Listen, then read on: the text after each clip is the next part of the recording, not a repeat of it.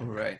Hey guys. So I'm not gonna be spending too much time talking about it, but you probably got an email about the leak that happened with the class, as I predicted. You know, it's like in the May class, I predicted that would be leaked, and it always is, right? Anything that's online. And I spent way too much time and energy around this stuff today, so I'm not gonna, it's like borrow your ears too long. But I just want to tell you that it seems like the person was from the May or June class, most likely the June class. So I'm not going to be punishing you guys, right? I'm going to trust that you guys are not sharing the links and anything. And so I changed the password for the folder that has all the videos for July. And that's basically what you're going to be having access. I'm going to give you access back, and please don't share them.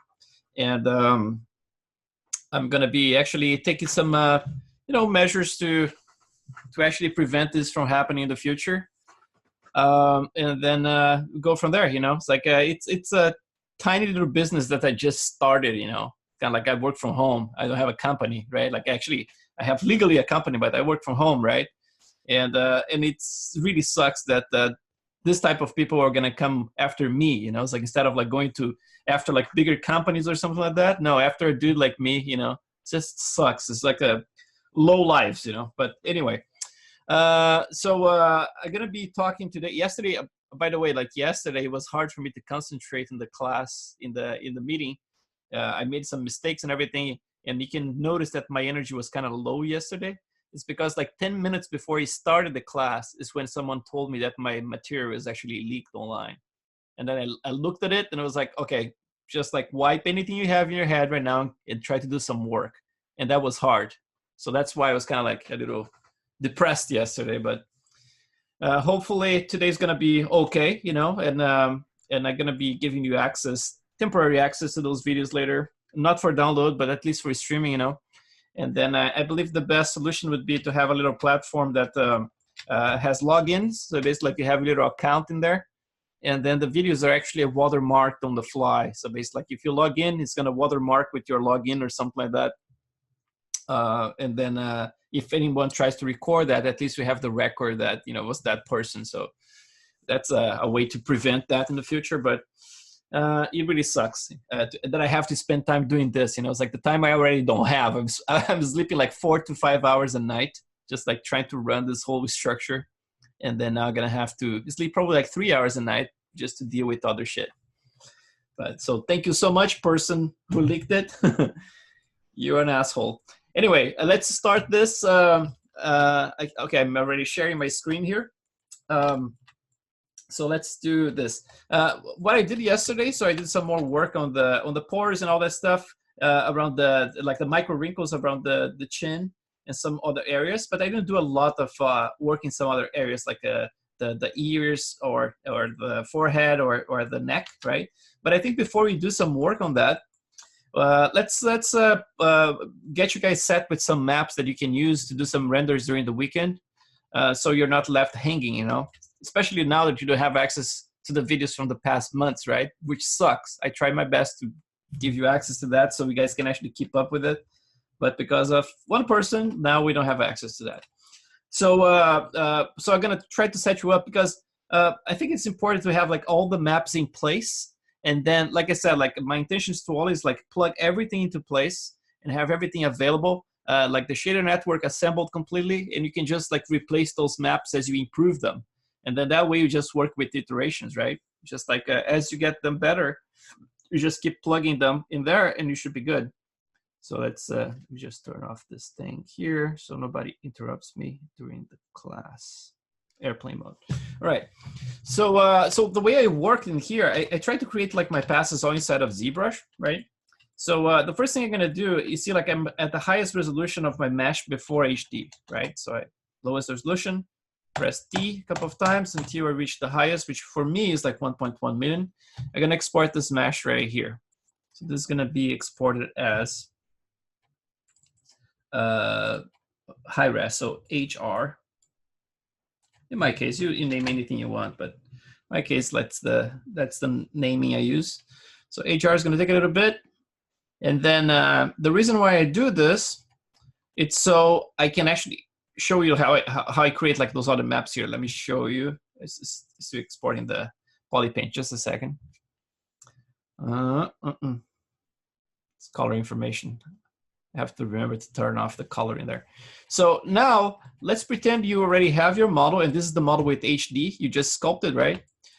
Anything you duplicate here, it's going to duplicate without the HD geometry in it, right? So for example, if I click duplicate into this model here, it's going to create a copy of it with the same subdivision levels and everything, but without the HD geometry. So I'm going to start with that. But right now, because I already have those in here, I'm going to be reusing some of them. I'm going to show you how I paint those maps. But because I already have in there, those guys are going to just replace them. So basically, like you see, like this is a different model because it's a different iteration. So I'm going to go to the subdivision level 4 that has the 1.1 million to match that model I just exported. And I'm going to import it back, the HR version. And that should replace the model. So at least I have a match, right? And then I can still go up in resolutions, yeah, and everything should be there. So I still have the 4.4 million polygons. So in my case here, I don't go past 4.4 million polygons. I would say like don't go much further than like maybe like 6 million polygons or something like that, right? And just keep them that way because man,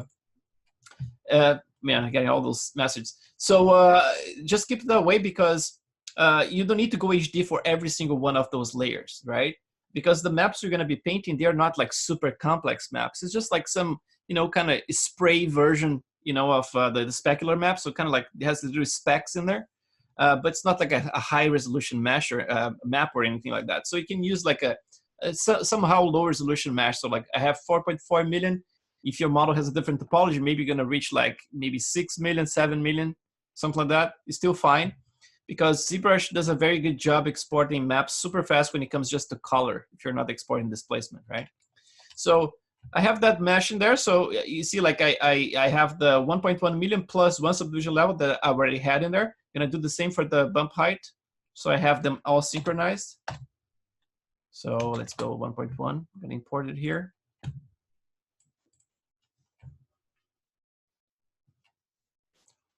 And then this last one here is actually the color of the hair. So I have like the hair color. I'm gonna show you how I did it as well. So I'm just gonna import in here. And now all the models gonna be synchronized. I do this from time to time, you know, it's like I do lots of iterations in those models until I get like the forms closer to the model, to my references, right? And then from time to time, I just like import all of them so they're synchronized. So they all share the same forms now, right? So let's turn off the first one here. Let's explore this specular map. So the specular map, for me to see it, I'm gonna turn on the flat color here, right? Flat color. And now you can see how it looks like. And as I told you guys yesterday, this map here is gonna work together with this other map here. So I'm gonna name them so you can see what they are. So I'm just gonna rename this one here is gonna be just specular, and then this one here is going to be just this is going to be bump height, bump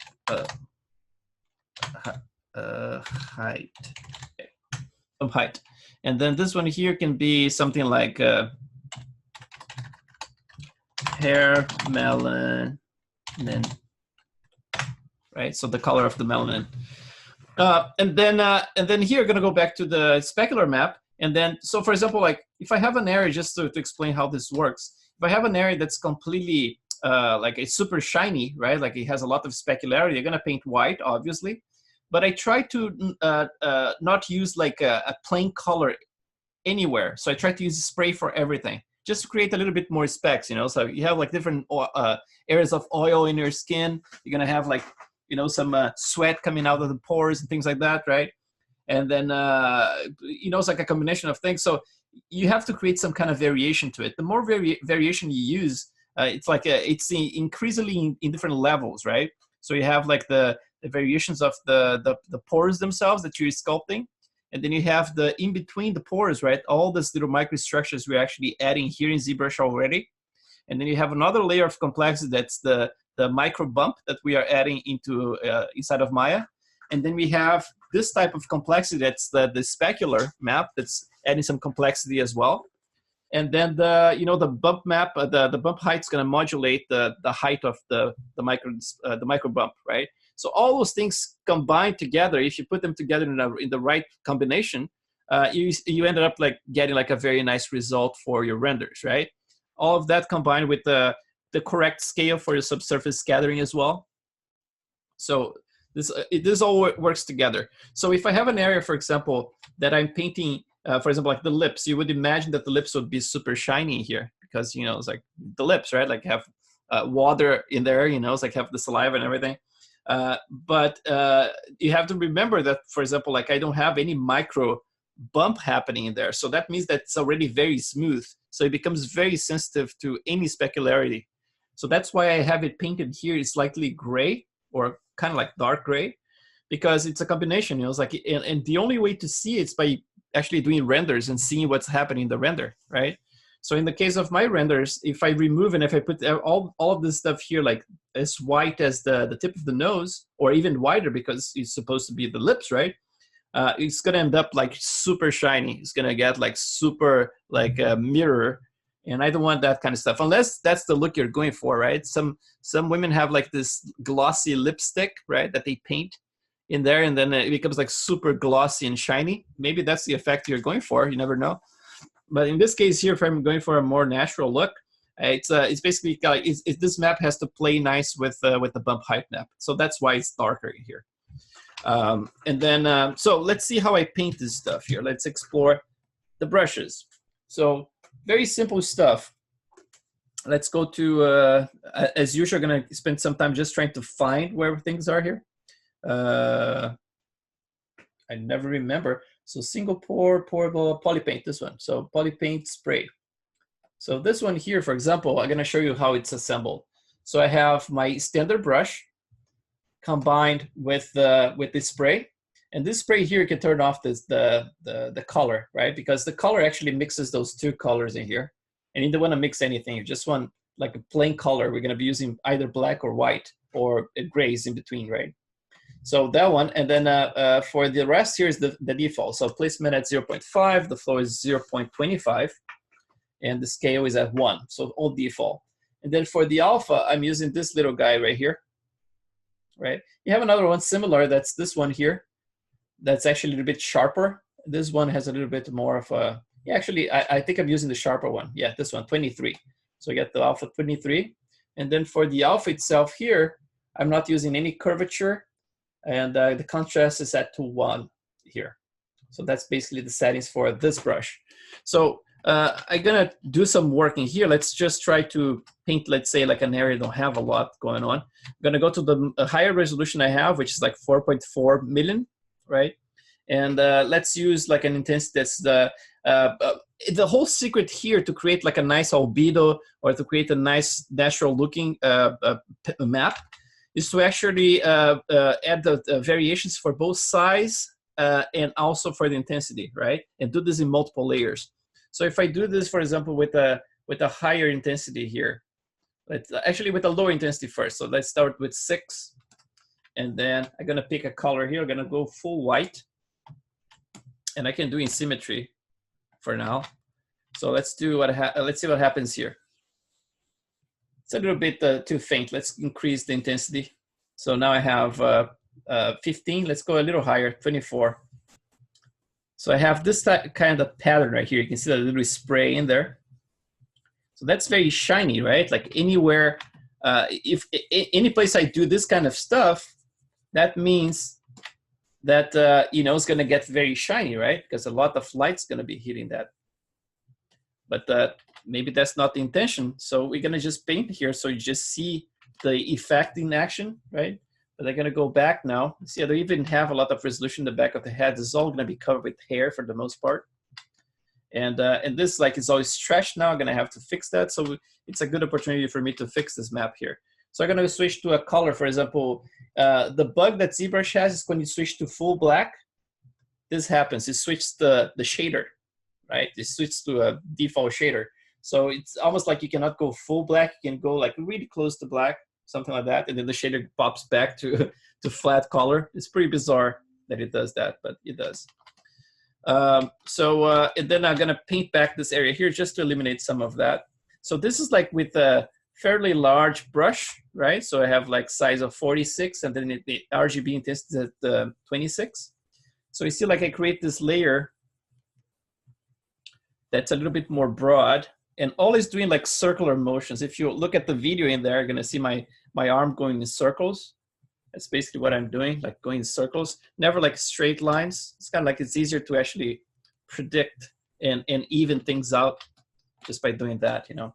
And then from time to time, I can go very far from the model like that and keep doing that. That automatically is gonna add some variation in the size, right? So you're gonna get more variation like that. And then if I want a little smaller detail, then obviously they're gonna get closer and then use the same brush. And the other way to add that kind of effect is to simply turn off this alpha 23 and select, for example, an alpha 35 or something like that. And now the effect's gonna be much more broad, right? So if I get like underneath here, for example, to show you. So let's see, this is black, let's go to white. So you see like I get a very, very broad kind of effect like that. So let's switch to another like level of gray here. I'm gonna do it again. So it's like, it's very broad effect, like it doesn't have a lot of variation, right? So now I can switch back to that other alpha and then switch to the alpha 23. And now I can increasingly go a little bit, you know, it's like higher with intensity. So for example, like if I have 26, let's put a little bit lower for now, set 17. And just do the same, the same treatment. So I get this type of effect. It's the second layer on top of that base layer we added, right? And I'm doing like kind of softly as well, instead of pressing the tablet too much. And now we have the secondary layer, right? So we have like the major stuff, this other secondary layer. And now I can increase the intensity even higher and go with the brush a little smaller. And now I can actually add this type of effect. So that adds another layer. So every time you're doing, either like for painting the albedo color or for painting this type of map, that's my my way of thinking every time. I create like layers of stuff that, you know, it's like, it's never like just one single pass, it's always multi-pass. So you can create like this illusion that there is depth in there. So at the end, you end up like with something like this, you know, that has like multiple layers in there. So obviously, like if there are some areas that are a little bit too dark, you just like retouch them. You know, if that's the intention, obviously. But if it's an area you need more brightness, right, then you're gonna go crazy with that. Let's see. Yeah. So that's basically like the way I painted this entire thing. So I'm gonna do some retouches here. I'm gonna just like retouch to make everything even, since this is a different model. It came from the Ray Harryhausen model, right? So that means that it's trashed a lot because his face was very, very different structurally. So I'm gonna be just painting back some of this stretching that's happening here. Just gonna eliminate it here, add some dark color first, in a broad way. Same for the corner here, the nose. Gonna paint it a little darker. Same for maybe this area here. And now I can come with the white and then just recover that. Same with this corner here. A little bit more broad, maybe like that. And then this little guy here. So very simple, you know, it's like it's the simplest map for you to paint. And the only way to measure what's missing is by rendering and then checking, seeing what's the intensity in there. A lot you can actually calibrate within Maya, right? Like under the node, you can actually tell Maya to, you know, it's like that's too strong overall. So you can just like tweak that overall, right? But obviously you're gonna have to find the correct relationship between the parts that are completely oily and the other parts that are not oily at all, right? So the main thing here is to find the correct relationship between the contrasts, right? So for example, like if it's looking okay for me in the renders, like this level white that I have in here. I don't need to change anything. But if some area is popping too much, that means like I have to think about like, so what's in my bump height map? And if there is something I can do about that with the bump height map, for example, like if it's an area that's too shiny and wasn't supposed to be shiny, instead of like painting black in here, I have the option to do that. Or I can actually use more roughness in that area, right? Breaking up the form a little bit higher, kind of like make the bumps a little bit higher in that specific area. So the light naturally diffuses, because this is basically what happens in real life, right? Sometimes the areas are equally oily, but one area looks a little bit more rough than the other one because there's more breakup into it. So I'm just gonna be careful with the ears in here, because sometimes I go too shiny and it's already kind of shiny here. So I'm gonna just sample this color here, and I'm just gonna paint back some of this interior here, because I don't want it to be too shiny. Probably more shiny around here, this edge, but not too much around here. Just gonna paint back, and then just add some more noise in there, so I can get rid of it. Especially around this outer area, it's kind of like a flat color. It doesn't have a lot of specularity in there, and it really shows. You know, it's like when you have the top edge of the ear here, when it's too shiny, it looks a little plasticky. I'd rather have like very little to no specular. See, like it's not black, right? So you're still gonna get some specular in there, but very, very little. And then I'm gonna just add more in here, and then now I can come with the white again, and I'm gonna add a little bit more around the inside. But try not to go too crazy either. I don't want it to get too plasticky. We still have to break up this one. I normally add some pores inside of the ear right here, so I can actually break up the surface a little bit further. But I'm not gonna go too crazy with this speck in there just now. And then just around here a little bit, so it's not so striped. And then, so for the ears, it's not like, you see, like in comparison to the rest of the face, it's not very shiny. But the thing is, like, you have to always compare to this map here, right? So in this map here, you see like that's darker in there. That means it's like removing a lot of the bump, the micro bump from that area. That's why I don't need to go too shiny, right? Because this is doing most of the work for me. And then when it comes to this area here, you see like this one is supposed to be like very, very little specularity, right? So it's basically like it has a very rough surface. So the bump is pretty high in there. So in this area here, I don't know why I have it kind of darker. So I'm gonna just correct it, and I'm gonna paint that color. So for this mapping here, as you can see the way I painted, it doesn't use any of this stuff. So the way I paint is just like turn everything off. And then I paint just with the plain color like that, with no alphas whatsoever. So I'm just gonna switch here to this color here, and I'm gonna paint this little area of the ear just to get some of that color. And I'm gonna use a very low intensity as well, so like 3. Just gonna paint this area here. So I have like kind of like the same level as the rest. And then you see, like in terms of variation, I'm not using like it's so funny that it switches like the color. It has this little artifact every time I release the mouse. Let's see if I smooth it, if it does anything, or if it's something that's kind of baked into. Seems like it's kind of like a display kind of thing. Smoothing is not doing anything. I think it's a display thing, because when I click and spin around, it goes smooth, and I think the maps are looking smooth too, so I'm not gonna worry about it. So what's happening here, you see, like I don't need to use like a spray or anything like that, because I'm actually just like lifting and going like more like rougher or less rough in those areas, like as major areas, right? I'm not like paying attention to actually add multi-levels with the spray in there. I'm actually just trying to make this entire area a little bit more shiny, this entire area more shiny, you know, this one as well. So that's why I'm not using a spray. It's all pretty plain color. I'm gonna actually reduce that black around the lips in here, because the lips are going down too much. So I'm just gonna sample this color around here, and I'm gonna paint back this area.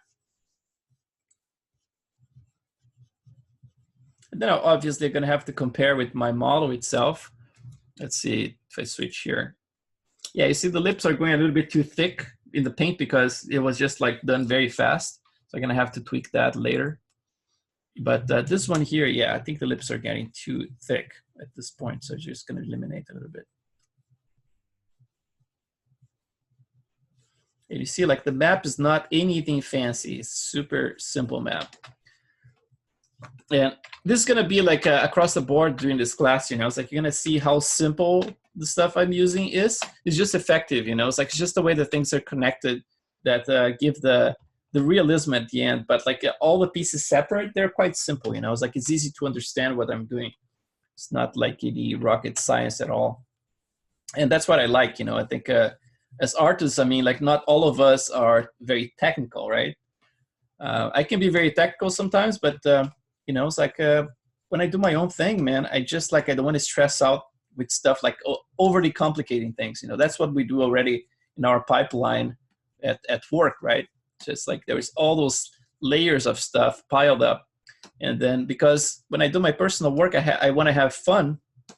I don't want to have to deal with a lot of stuff. So that's why I think like this entire little pipeline I developed is basically like, it's for my own pleasure, you know, it's like, it's I'm sharing with you guys the way I do, but obviously it might not fit everybody's way of doing things, you know, it's like it's optional if you want to emulate what I'm doing.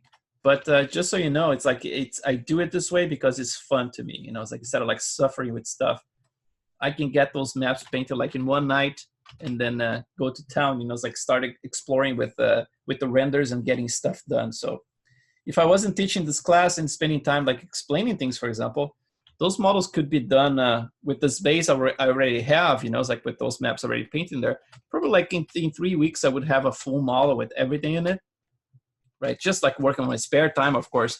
If I was working like in the studio and trying to do this in the studio, 40 hours would do it, right? 40 hours of work, we would have like a nice model completely rendered.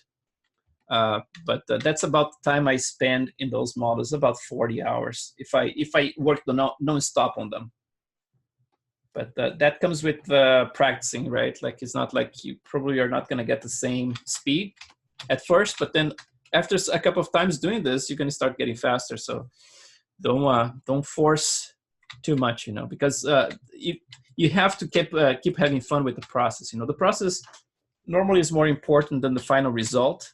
Sometimes I screw up at the end, you know, with the result, but I really enjoy the process. And if I'm having fun with it, that's all that matters to me. After a whole day of work, man, you just want to, you know, have fun with your own stuff. I mean, like there is no supervisor to tell you what to do or anything. You're your own director, you know.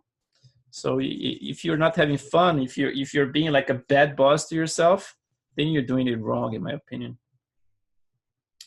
Let's see what I'm doing here. Let's get a little bit more white. So yeah, just gonna even things out a little bit around here. And then it seems like I'm not using a lot around the side of the nose. Gonna keep it kind of like that. And probably gonna add a little bit more white right here around this edge. And then start getting a little bit darker around here. All of this is very, you know, it's like it's nuanced, right? Like you're gonna be testing it, and then if it's working, it's working. If it's not, you come back here, do a little pass, and then export it again. But you have to understand that this is very, very fast to export, like all those maps. If it's just color map, you're pretty much set. I think this part here, to see there's a white line, is inherited from Dick Smith, I think, because he had his lips a little bit sealed.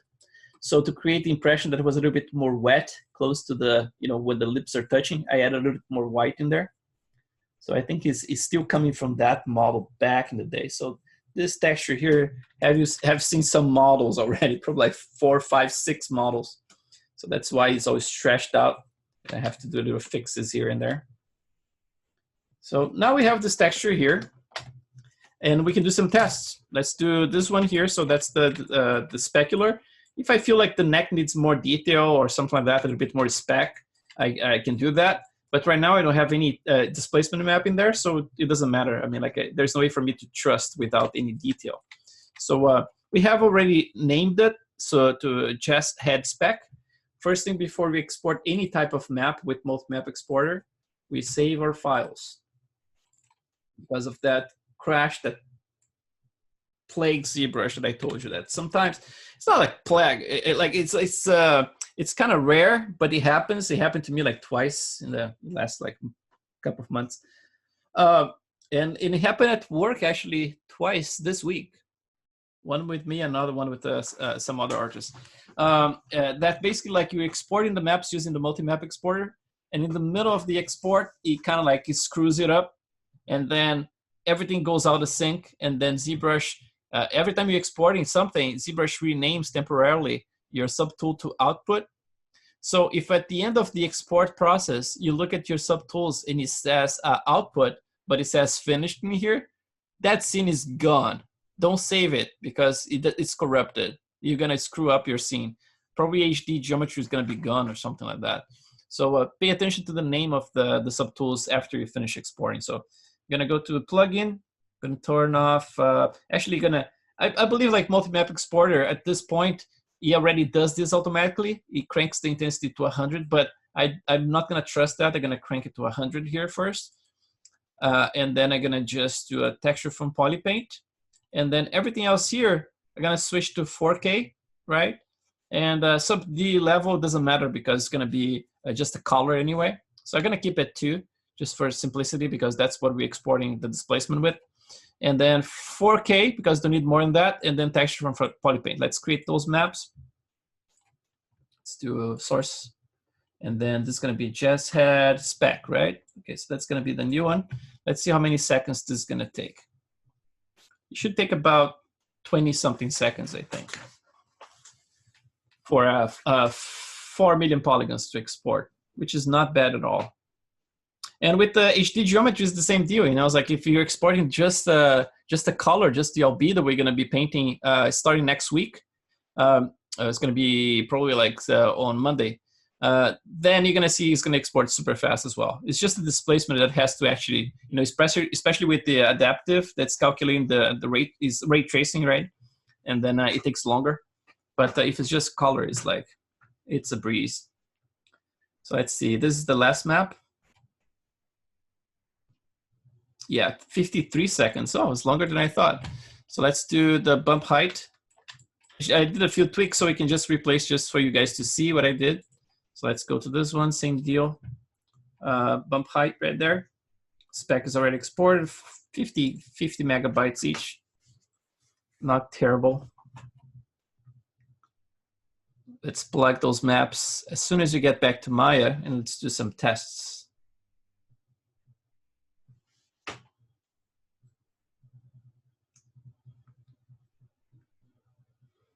And then from there, we can come back here and do some more sculpting to get some more stuff done. Maybe like sculpt the inside of the ears or something like that. The ears are, I sculpt like very fast, you know. It's like the ears are more about the primary and secondary forms in there. They have to look like they have the right thickness and everything. But in terms of the detail, I just add pores inside normally. And then some of that like very random texturing around it, similar to the one I use in the nose. And then for the color, I add like some veins and things like that, especially around this area, right? Right around here, right? Some veins and things like that. So let's get back to Maya. Let's plug some of those maps. So I'm gonna hide our eyes because I'm still working on them.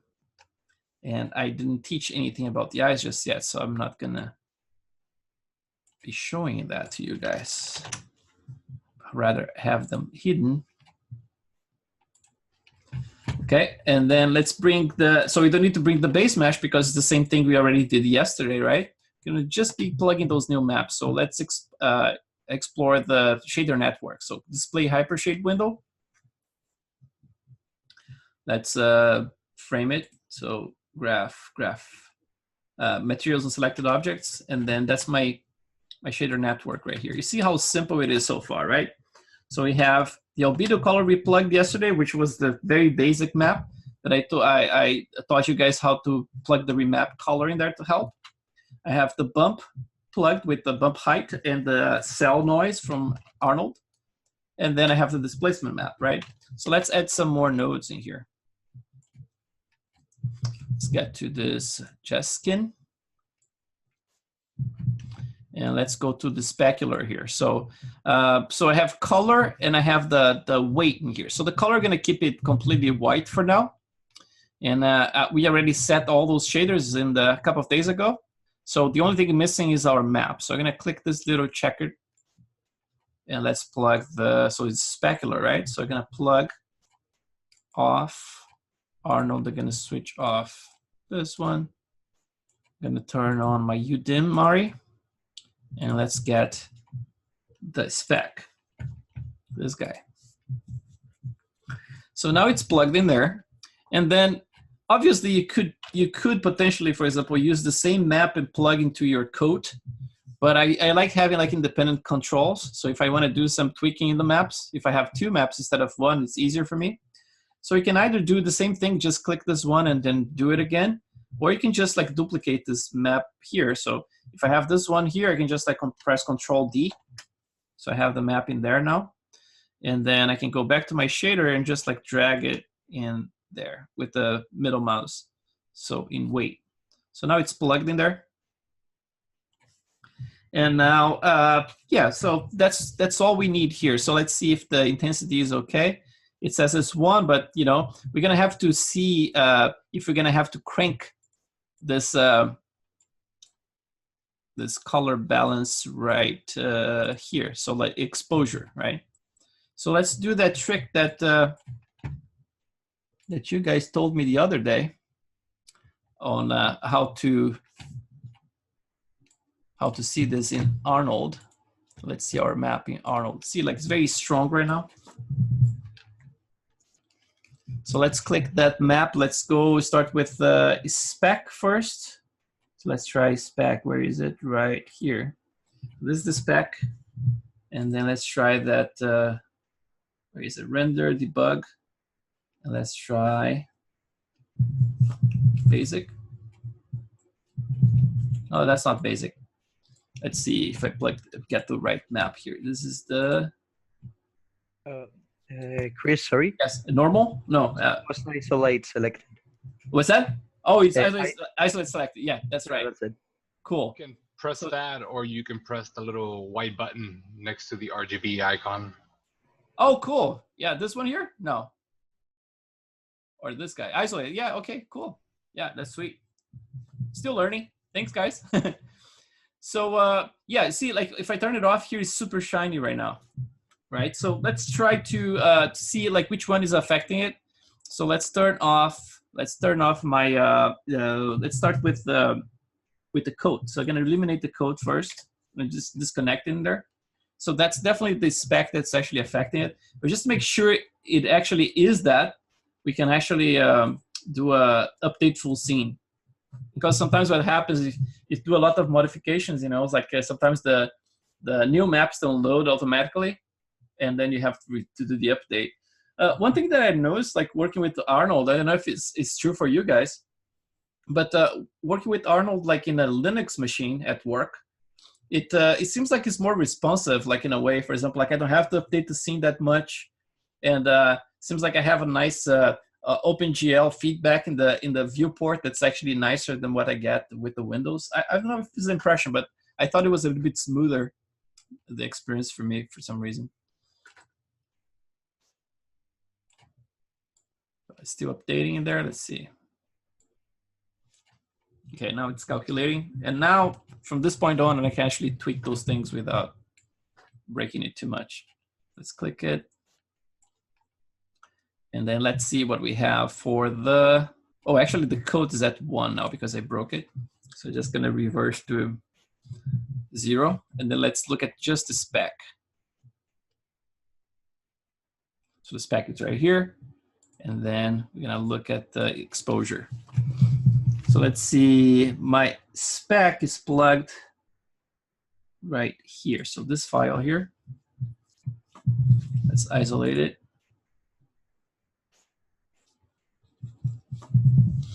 Arnold's still thinking about it. Oh, there you go. The first thing you have to do, one thing I forgot here, is to turn on the alpha is luminous. So sometimes that's the problem. Sometimes it's not affecting anything because that's not clicked. So let's switch back to it. And now hopefully it's going to be affecting the surface. Sometimes that's the problem, you know, it's like you plug the map and it doesn't look like it's working at all. But I mean, like if you're using a black and white map, you normally have to use the alpha's luminance here. Otherwise it doesn't affect it, you know. It's almost like you didn't plug anything sometimes. So it seems like this one's going to be more correct now. So let's see how correct it is. If it's too much spec, then we can bring it down a little bit.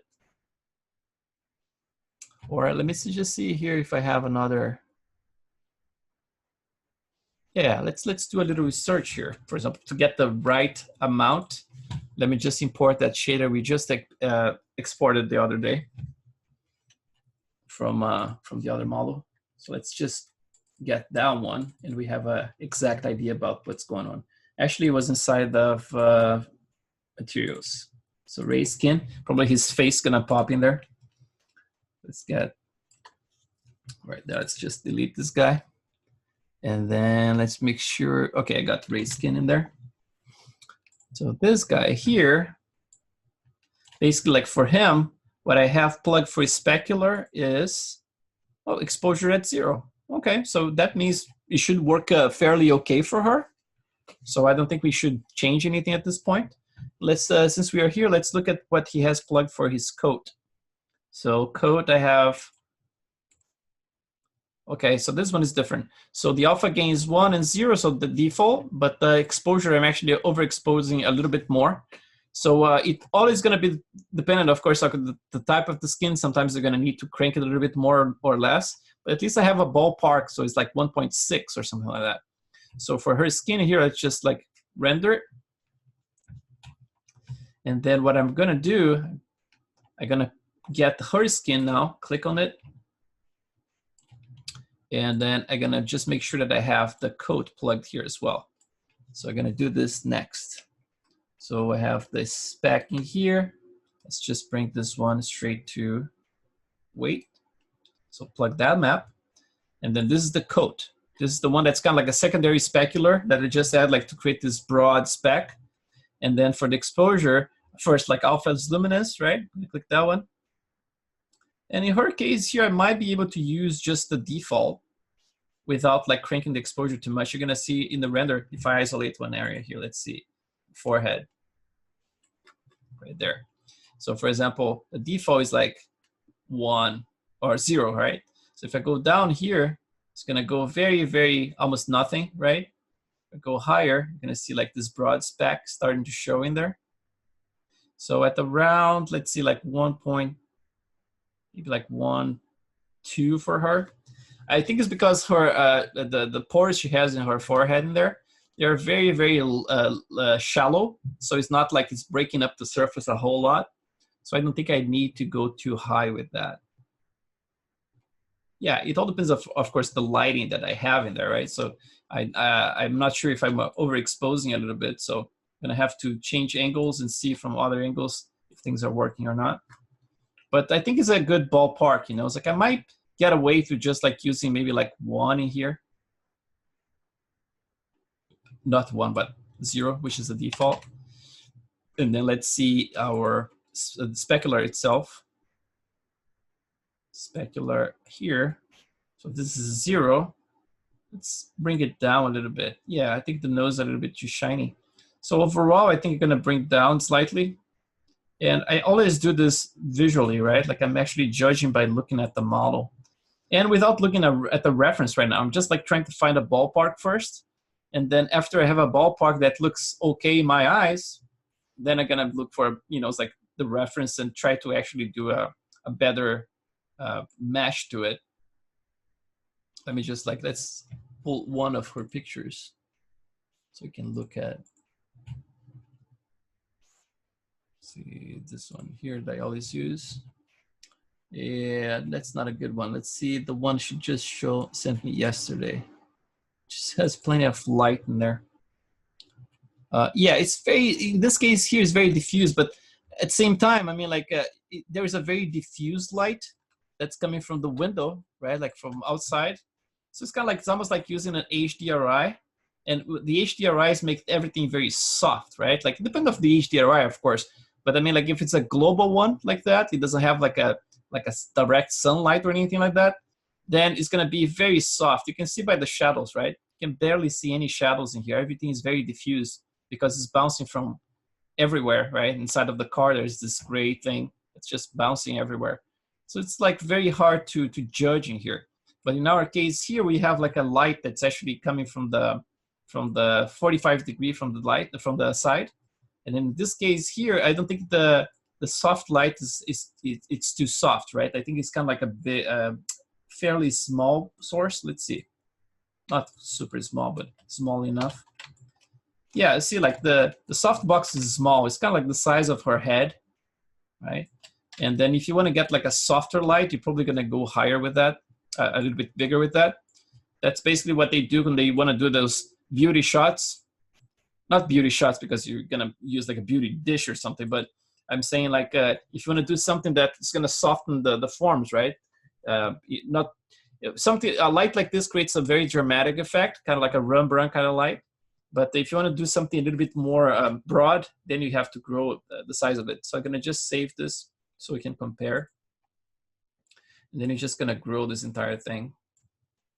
And obviously, if I'm growing and I have my normalize turned off, what's going to happen here is that I'm going to have to reduce the intensity. So I'm going to go higher, bigger, and then probably going to have to reduce the intensity. Let's try half of it, maybe even less. Yeah, less than that. So around 6.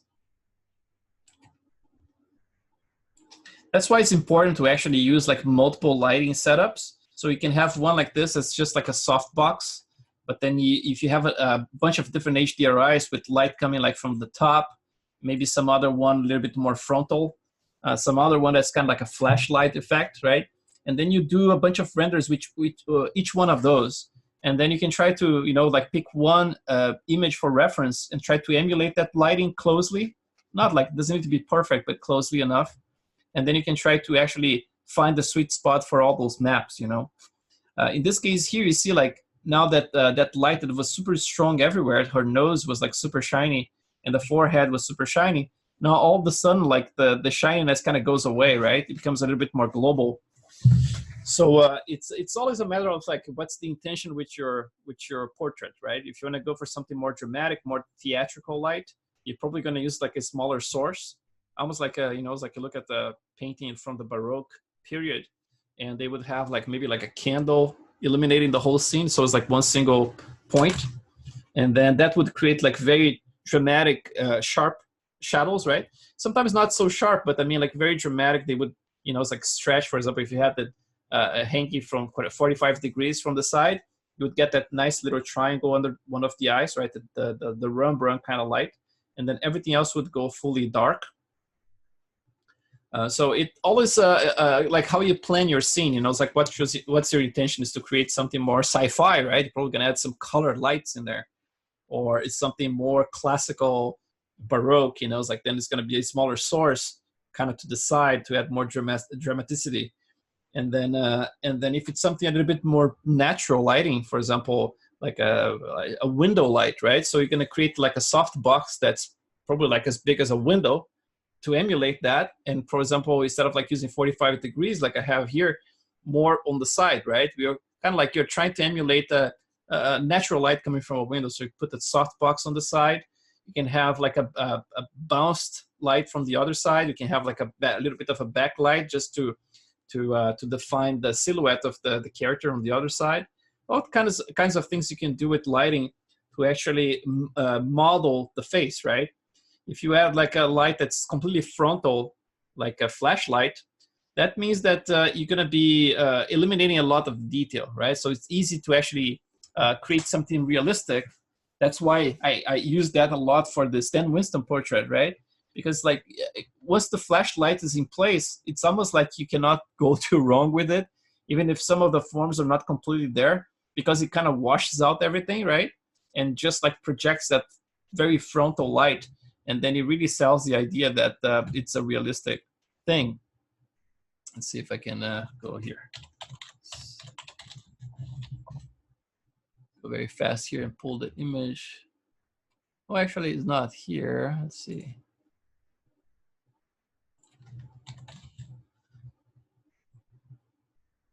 Oh, and by the way, Stan Winston School of Arts, they actually plugged the Stan Winston. They did an article with me because they really liked the model, and they added to their blog today. It was pretty cool to see because I grew up like loving their stuff, you know. So it's kind of like an honor for me. So let's see. Just try to pull it here on the other monitor while it renders in there. Let's see what happened.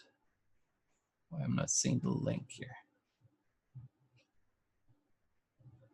Let me pull from some other place and see.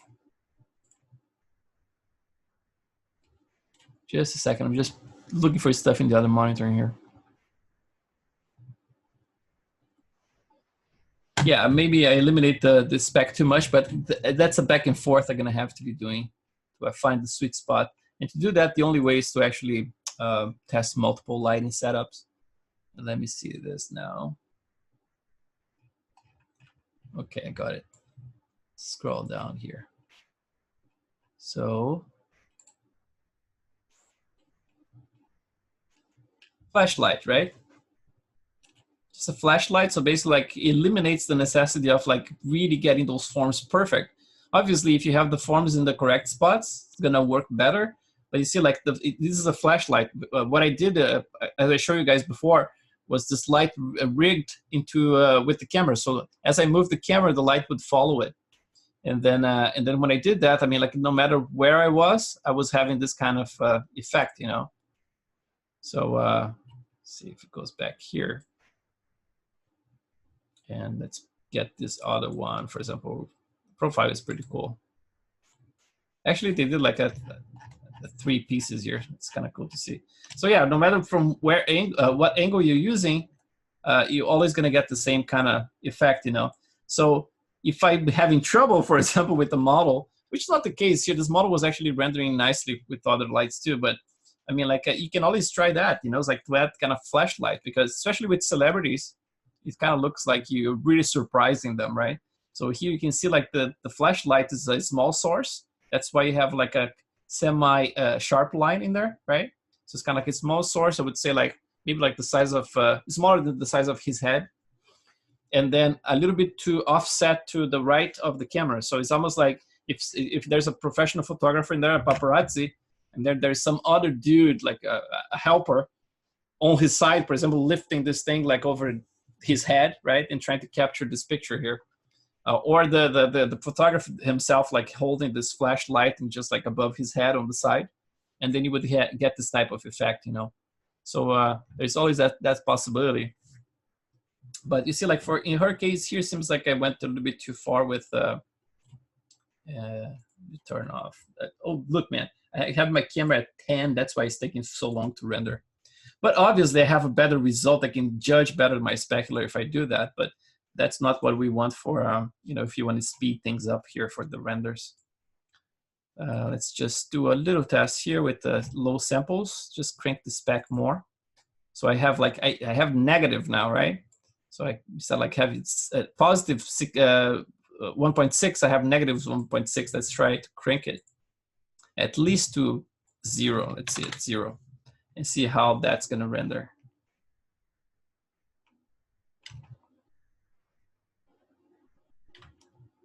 Yeah, that's gonna look more natural, I think. So in that case, I mean, like the map, the way they are in ZBrush, seems like they are working fine from the get-go, I would say. But if I have to tweak them, I can do a combination of both.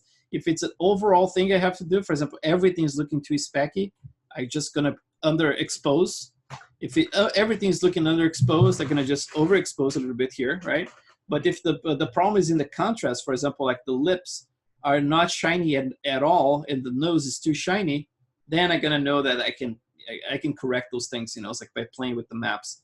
And since we already plugged that map yesterday, which was the bump height, which is already modulating everything else, and I don't see a lot of shininess in the lips, that means I have to actually crank my specular map a little bit in that area, right? So I'm gonna be painting some more white in there.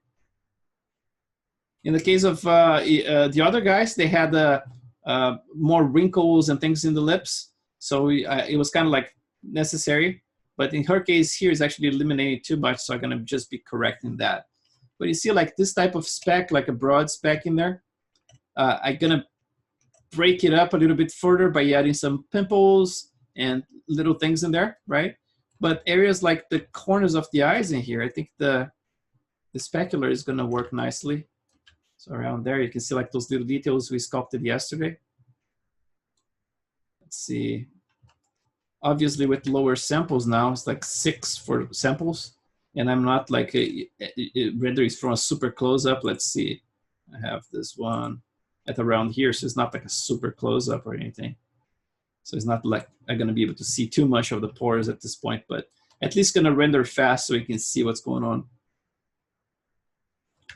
And then basically what I do most of the time, I spend time looking at the picture without doing anything and just like taking like mental notes, right? I could use a paper, but I kind of like, I have a good memory for this kind of stuff. For other stuff, I forget people's names, I forget addresses and things like that. But for this kind of stuff, my memory is pretty good. So I take like a mental picture of everything that's missing, you know? So for example, I keep track of, okay, I'm gonna need less specularity maybe around this area and keep a little bit more in that corner. You're gonna maybe like need less specularity on the top of the nose and keep more in the tip of the nose, right? The lips need more specularity. So all those things I'm gonna be thinking about when I'm going to ZBrush to retouch those maps. And then when I come back here, plug those maps back, so it should be fast, and then do another render and judge it again. I keep doing this. Sometimes like in one night, I can have like, I don't know, like 4, 5, 6 iterations of maps and displacement maps, you know?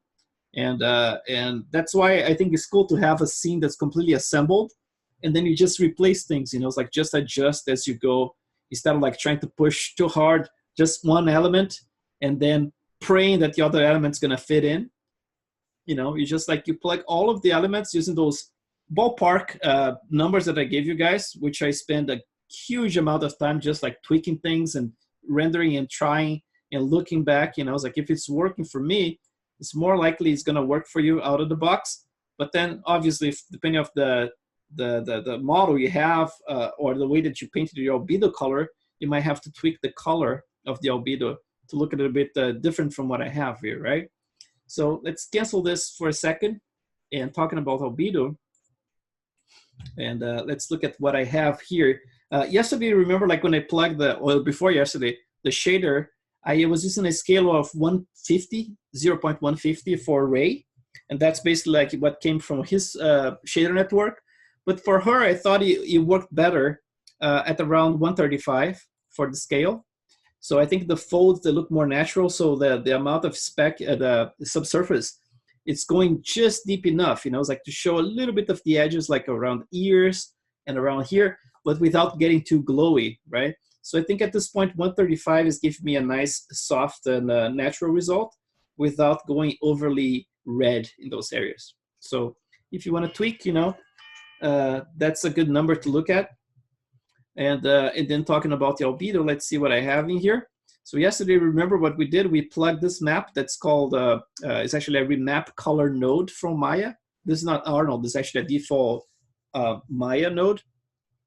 And then what I did here, if you remember, because you can tweak the red, green, and blue separately, I actually tweaked this one here. I clicked right in the middle, so position at 0.5, and I brought it down to 0.450.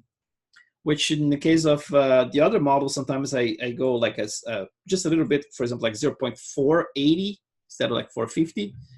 And then for the blue, I cranked the blue a little bit higher than the default.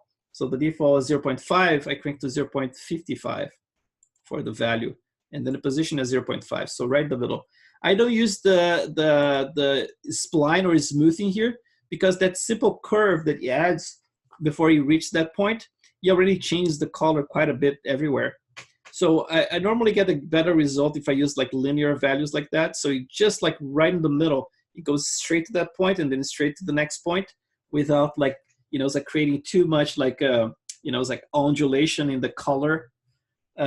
So it actually works better for me this way. You guys, I mean, like I said before, it always gonna come down to how you painted your map, how more on the pinkish side it is or more like orange side it is, right? And then that's how much you're gonna have to tweak those numbers to reflect that what you're seeing. So always have like a picture on the side, right? So you can actually compare colors and things like that. This is kind of like a ballpark for me. She has a fairly pale skin. So I might go a little bit, probably not paler than this because I have like all the freckles I have to add. She has a ton of freckles in her face, which is very cute. And so that's going to compensate for, you know, the rest of the whiteness in there. You guys have any questions about this so far? I have a question, Chris. Yeah, yeah. First, really sorry about your videos, man. That really that totally sucks. sucks. Yeah. I'm really sorry to hear that. That's okay. Thank you. But I have a question about when you're painting your spec maps and even your albedo. Not coming from like a VFX background or being very new to like rendering. Yeah. It's interesting that like you're not putting any like you're not using like masks to like use to fill in like your pore detail from your spec or anything like that. Oh no, I'm not. Is that just like not a thing? Yeah. I would say like you know, it's like it comes from observing those pictures I find online that tell me that, for example, like if you have enough of the breakup in between the pores, you don't need to actually filter things out. You know, it's like let me look at the picture right here. Let me find it for you. I feel that's probably just like bad habits that people do in Yeah, the it industry, is. probably. And the thing is, like in the past, I would say the shaders are kind of limited, right? So every time we had like a human we wanted to render in the past, we would have to add like some kind of like a how we call like a cavity map. To Yeah, just like totally. get the pores, like, you know, it's like eliminate the speck from inside of the pores, and also to actually be able to see any of the pores, because otherwise it would not see. But the way that Arno calculates, you know, it's like it goes like deep into the pore if you have like enough subdivision levels, and it creates this redness inside of it. Everything becomes so visible that I think the algorithms are so much better that you don't need to do all this cheating, you know. But just to tell you here, for example, if I go really close to this, there is no elimination in the specular inside of the pores, as you can tell. Everything is specky. So I rely on what I'm seeing here. And then basically like what I do, if I need an area that needs more breakup, I'm gonna create something like this, you know, it's like more breakup in that area. But like if you look from a very close up, the pores and the skin itself is super shiny and like shrink wrap kind of, you know, it's like super plasticky looking. What adds the effect that is not plastic is just like all this breakup when put in the context, right? So look from far like that, and all of a sudden like, oh yeah, it's very soft, right? It's kind of like a soft speck in there. It doesn't look like anything. No, it's really cool. Yeah. I just never knew that was not a thing. Yeah. The So things we don't know, you know. Yeah, exactly. But I really don't use any of those maps to eliminate anything. Is that kind of like not a thing in the VFX industry for like film and stuff? I would say like people in studios still use that kind of stuff, you know, because I mean like the shaders work differently, right? Like in RenderMan, for example, I think the newest versions, they have something closer to what Arnold does. But not long ago, it's kind of like, you know, it's like there's a bunch of like cheats involved in there. And people are still using like cavity maps to eliminate stuff from inside of the pores, you know. But again, like if people look at the picture like this, I mean like there is a change in color in there because there's something inside of the pores, but you look, the speck is right on top of it, you know. There is no elimination of specularity at all. Would you ever attempt to like try and take any of that information, I don't know, by like using masks like peaks and valleys and ZBrush and putting that in your diffuse at all or anything like that? Or is that just not a thing either? No, I don't actually. I don't use it. For example, like if I'm noticing something like this, I try to keep my pores in a certain depth and then just like make deeper if that's the case. But I don't add a lot. I mean, like in this case here, there's a lot of like kind of like a white heads and black heads inside that I could use potentially like some of that information to actually add a little bit more of a darkness in there. But yeah, I mean, like the renders I do, I kind of like don't feel like I need it. In this case here, the nose, I definitely paint a little bit of a color in them. See, like how cool is that? Like her nose is so clean that you can see the black heads in here or white heads. But what about all those mini things in between here? I never noticed those tiny ones in between. This is pretty cool. That's amazing. That's pretty cool, because that's the kind of stuff I normally don't put in my models, you know, this detail here. But it's kind of cool to see it. And I think you can only see because she has a very, not clean, but I mean, like it's not wrinkly or anything. It's just like, it's very interesting. Like some tiny structures in between. Like it's almost like a miniature version of her blackheads right there in the middle. That's awesome. So yeah, man. Oh, yeah, look at those micro wrinkles right here. How cool is that?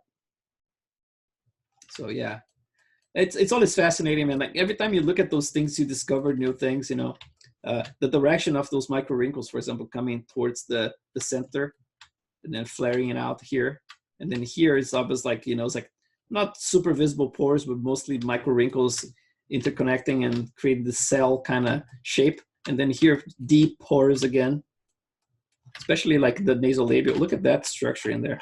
This is like almost like looking at Mars, right? Kind of like you have a telescope and looking at Mars right now and finding like alien stations in there.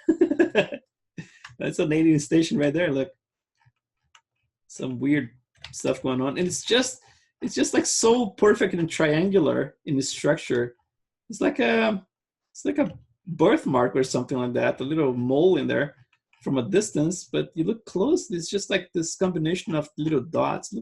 Let's see, look, this one here. Look at that thing, man.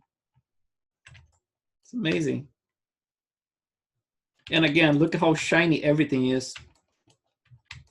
Yeah, maybe like in this case here, if I was to model her, maybe I would try to incorporate a little bit of this this little colors in there, right? So I could potentially use like maybe a cavity map and just like color it slightly, like a little bit darker than the tone of the skin itself, and then just add it to the map, maybe as another layer, or maybe like bake it together in Photoshop and just get it. But since we're going to be sculpting this area a little bit more now, that's cool to see as well, those microstructures. Look at those little bubbles in there. It's all like a fat deposits in there. All this stuff is really cool, man.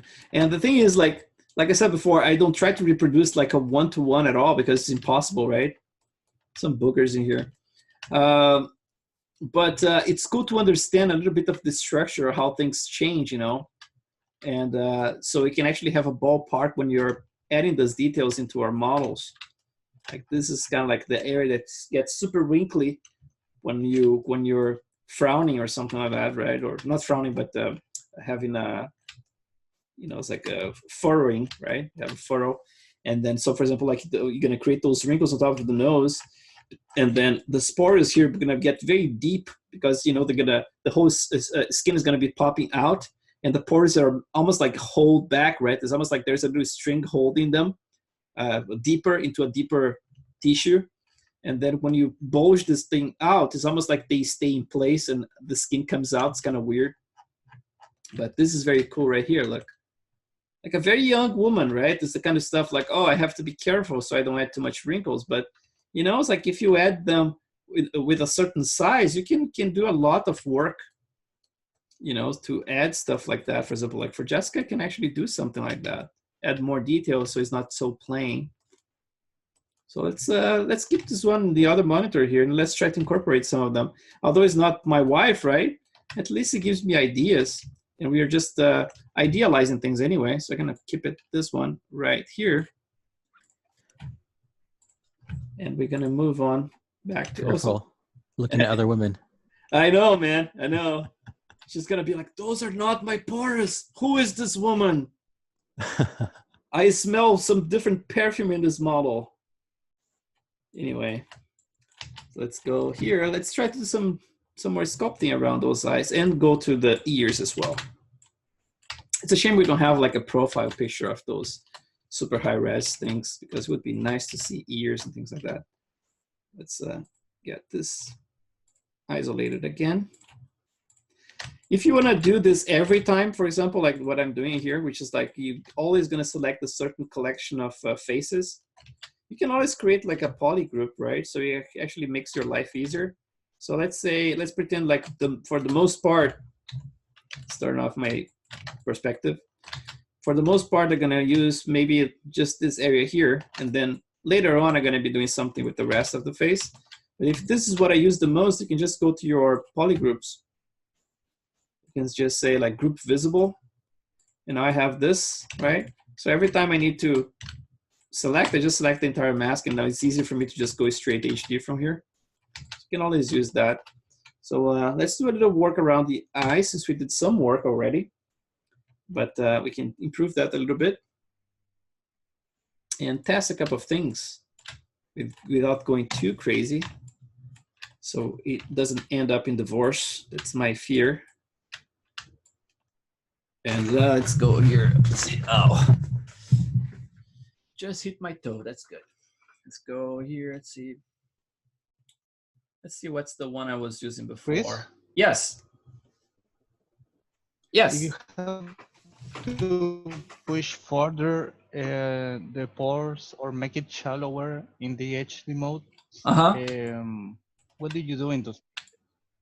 If I need to make those ones deeper, I would sculpt by hand. I was just like, get one of those guys I got.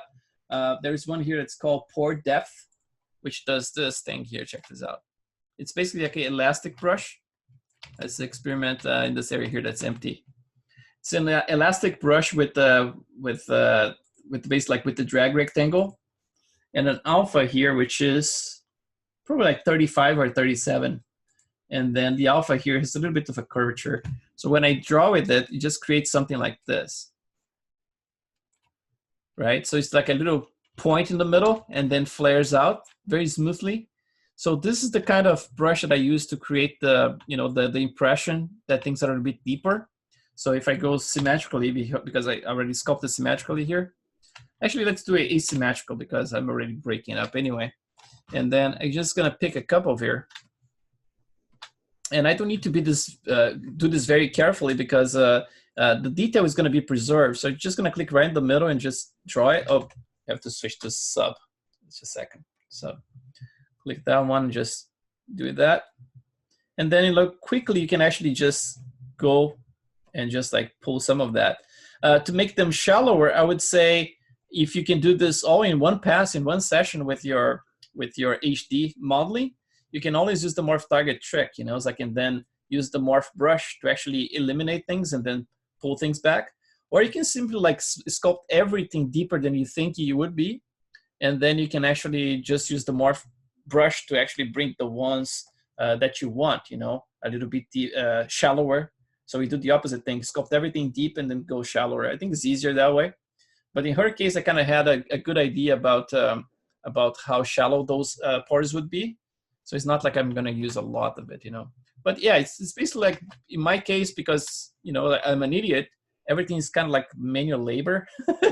So if I need to go deeper, that's the kind of brush I have. That's why I called it like pore depth, because that way you can actually just add some depth without messing up with the rest of the forms. It just like enhances the natural form, right? Because remember when I start sculpting my first pore, I actually added this exact same form, right? Like this, and then kind of like start painting and adding more detail with the clay build-up.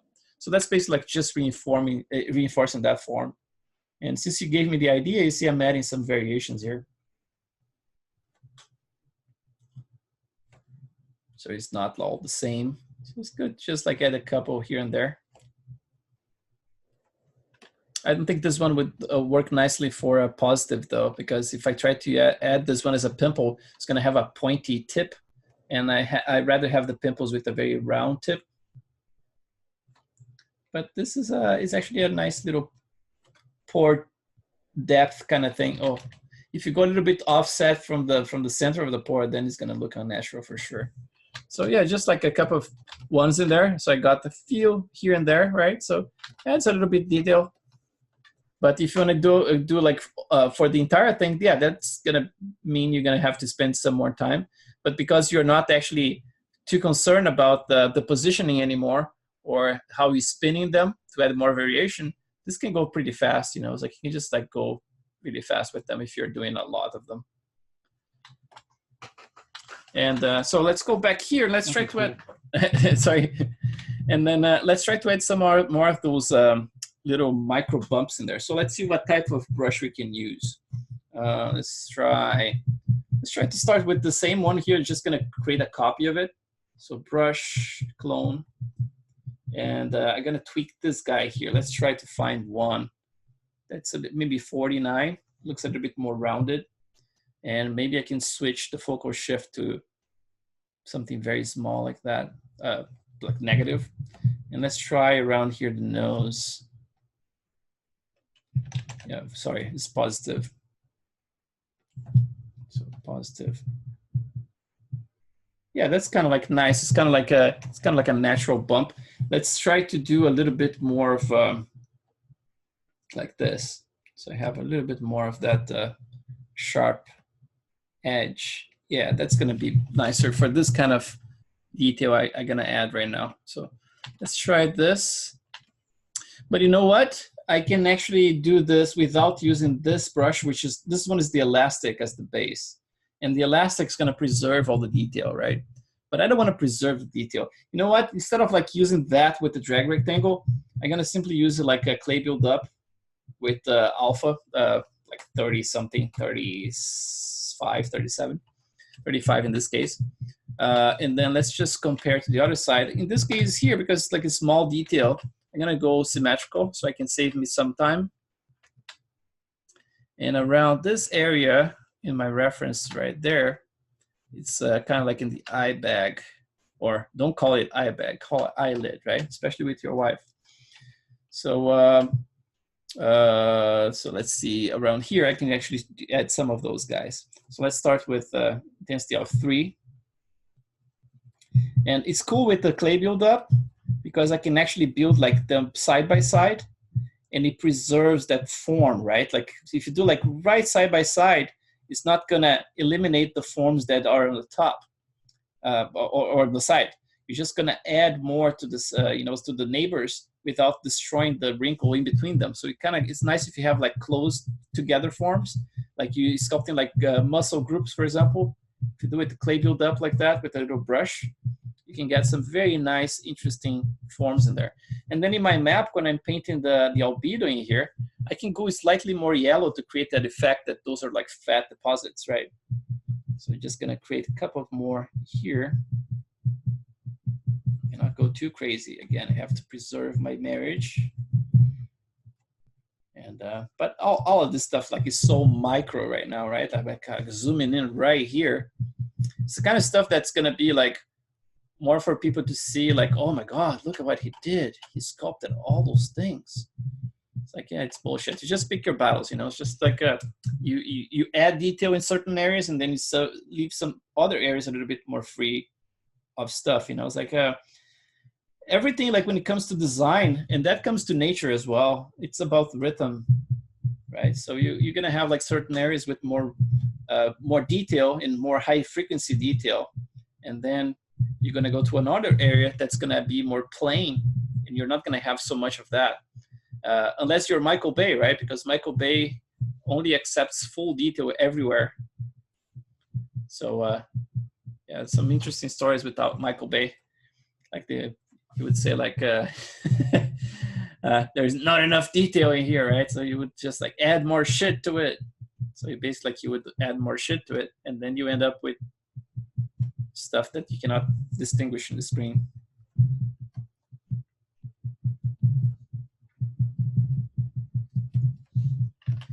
So yeah, just a few of them in there kind of adds a little bit of detail. If I went a little bit too strong, maybe I can just like go to a subdivision level a little bit lower and just like eliminate some of them, which I might do.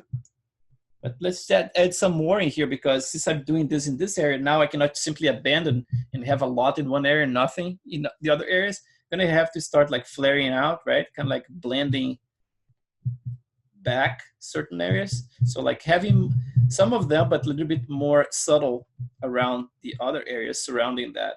So that's gonna be like, kind of like a little cluster in there. But then when I come around here, I'm gonna start like getting them smaller. And even those guys here might be a little bit too isolated. So I'm gonna add some more, but without going too bumpy. I hope I don't go too bumpy. It's hard to judge sometimes when you're sculpting from such close up, like if you're going too strong with stuff or not. So I'm just gonna go back in resolution a couple of times. Let's see what we can do here. Maybe one more. And just eliminate some of that. Let's see. Just very softly. Just eliminate some of those guys. Just the peaks, you know, kind of like hitting those little peaks. So let's see around here, there, anything that's popping too much. And maybe here too a little bit, this resolution. I think it's gonna add a nice little detail in there. It's kind of the stuff that I don't do normally. So it's cool to see in the reference in there. So maybe we can incorporate, you know, so I can start doing more of that. It's always like, you know, it's like every time you create a new model it's a different thing to learn. So it's cool to, you know, observe those things. So yeah, it's like, it's a kind of nice little detail in there that adds more, like a natural look to it, I suppose. And with the subsurface scattering, obviously that stuff's gonna, you know, it's like it's gonna blend kind of away, right?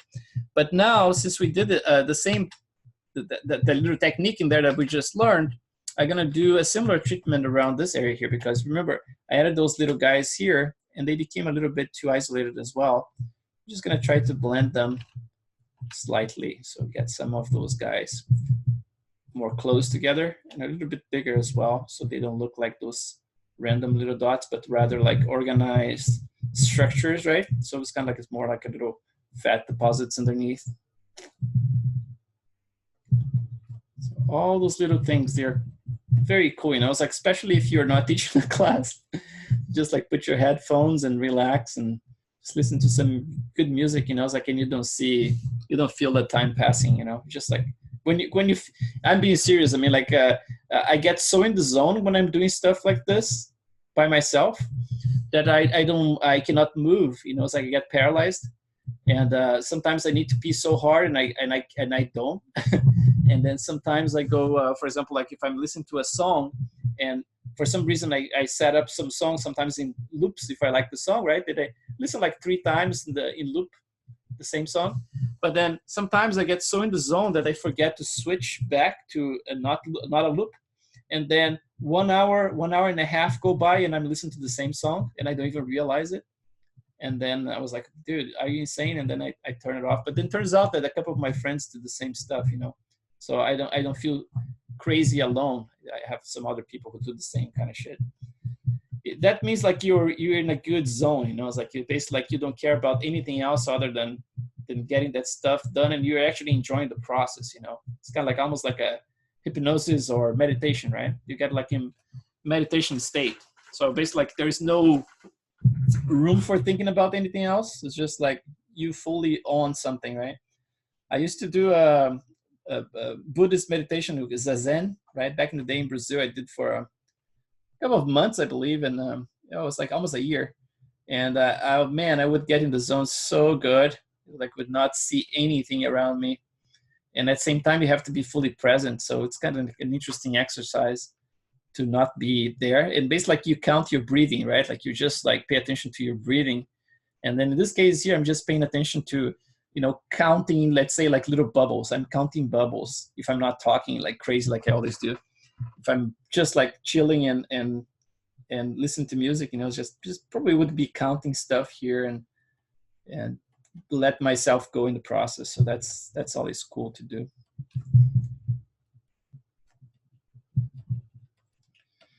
See right there. So yeah, see like this structure here started to get much more natural looking now, right? Just by adding those little guys. And this, the clay build-up combined with the little round brush, it does miracles, you know? It's like you can go over those areas and exaggerate some of them. Any little areas need a little bit more of an organic feel, you can use it. And then on top of that, there's another thing I use a lot, which is like, it has to be in a very subtle way. So for example, like it works very well in here, but since I did it symmetrically, this side's not working very well. So I'm gonna just like bring those ones down a little bit. Got too strong because I was sculpting asymmetrically before. So I'm gonna eliminate some of those guys. It got too bumpy. She looks like she has disease in there now. Let's get this one down. Smooth it pretty good. Let's go back and see how that looks like.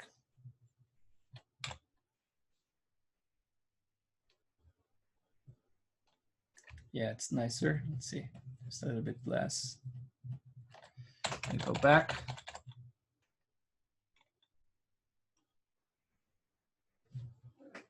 Yes, calculating. There you go. Yeah, that's better.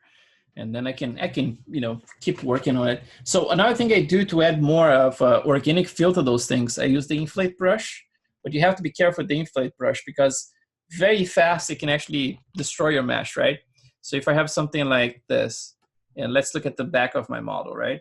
So if I use, let's say, a very strong inflate brush around, for example, this area here. So let's start with 10, right? Even here, for example, like this area, I'm gonna use like a very strong inflate brush. So you see what happens in there? Start like obliterating the form, right? And the worst part is that when you look at the back of the model, now you have this kind of artifact, right? Which you can actually smooth here and try to create a very sharp line when you smooth it. But I try to avoid as much as possible to create that kind of intersection because that fucks up the displacement maps completely, right? You get some artifacts. So instead of like using 10 for intensity, I start with something very low, like 2. And I do it carefully. So for example, I'm gonna do symmetry here. And areas like this one, for example, I can try to get them to look more organic by doing like use like a very broad brush, like a big one like that, and go like very softly, just barely touch those forms. Like touch them like that. And then around here, let's see, just like, so you're gonna see there's a micro tinge that's gonna happen and everything's gonna inflate a little bit and create those very sharp creases around the, it's like those wrinkles. And then hopefully if you're lucky, if you look in the back, you should not get a lot of those artifacts if you did, it's like carefully enough. You see right there, I got a few of them. So let's just go here and I can actually eliminate some of them. So like those little guys, just a little smooth. Those guys, since they're a little deep, I should not get too much problem with my displacement, but just to avoid it, if you go a little too crazy, every time you use the inflate brush, it's better to check the back of your model, it's like, especially like with those type of wrinkles, just to make sure that you don't have a lot of artifacts happening there. If they're tiny, it's fine. If they're major ones, then you it's a little concerning. Let's go back around here. It's kind of cool to see in negative, huh? All those pores reversed. So around here, yeah, this one looks much better. So I think I was doing a symmetry. Yeah, so it's good. So you see now I got like this much more organic feeling, right? Just by using a little bit of smooth. So all the forms I had kind of like not completely integrated, all of a sudden start integrating because there's a, it's like they get like compressed against each other. So I get this very nice sharp line now. So that's pretty cool. From here, let's do, since we already spoke about the eyes a little bit, let's go to the ears. And for the ears, I have some references, but let's see if I can find something here a little bit. Let's see, ear.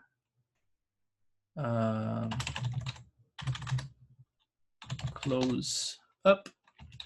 Let's see, macro photo. Let's see if I can get one that shows the inside. Google is your friend. Let's get this guy here. It has like some watermark in there, but it's good enough for us to see what's going on. See, that's the kind of detail that I was talking about. So it's kind of like a more random effect around it, but then the pore is inside, right? Got some blackheads in there. He has even some in here, but it's like mostly around there and here as well. So you're gonna add some of those, but then everything else here is gonna be a little bit more of a combination of having these little bumps and then some of the micro detail. That's kind of like the random one I use. So let's do that. Let's isolate the ears.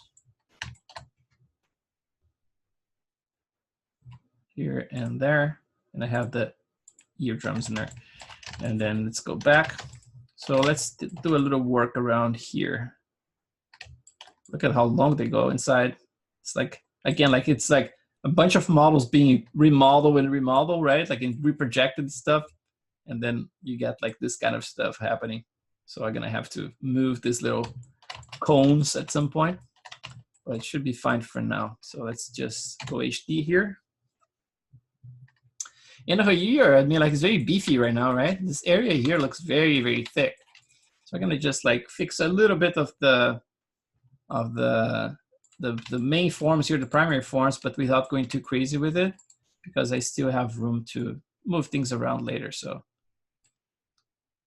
I have like 13 million polygons just for those. I'm gonna go a couple of subdivision levels lower so I can actually manipulate this and just get this beefy surface a little bit more natural looking.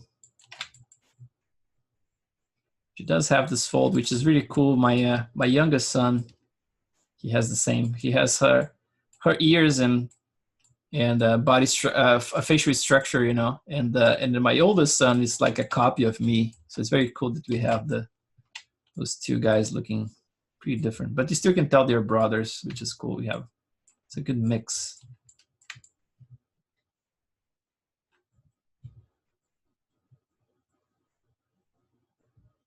Yeah, something like that. So I'm gonna have to look at more references of her here because I didn't spend too much time. And obviously the back here is not modeled yet. But at least like as a starting point, we can just like sculpt something here so we can actually get something done, which is our intention always, to get something done during the class so you guys can actually follow it. I'm just gonna build up some of the forming here first. Do sculpting there very fast, just in preparation for the detail. This little detail here is interesting, right? Like this little area. We tend to actually model as a single structure, but it normally does this. It actually goes up this little structure and then has a name for it. Just don't remember the names of anything. I barely remember my name because I'm not like a, you know, like a anatomist. But guys teaching classes on anatomy, they have to know every single name. So it's very fascinating to watch like Andrew Kars doing his anatomy tools classes, because he knows every single name and it's so cool to watch. It's very impressive. But I don't. So, you know, it's like he goes up and then he has a little bit of a break in here. Not everybody, but I would say like a good chunk of people I modeled before have this interesting structure that you always take for granted. It kind of looks like a simple thing, and it's normally like thinner than you think. You know, it's like that's why it's sculpted kind of thin in here. Sometimes people leave like a very, very thick version of it, and then here sometimes you're gonna get a little bit of more of an angle, right? So even if the angle is not there, sometimes the good thing you can do is always use the H polish. So the H polish brush. Right, just press H when you go here. So H is the only brush with H. And then you can just like, even if it's not visible in there, you can add like a kind of like a mention of the flat surface, right? Like for example, like when you're defining your planes. So basically like you can go here and just like define, let's say right here. It's a little bit small, so let's try that bigger. A little bit more of a flat surface, and then around here as well.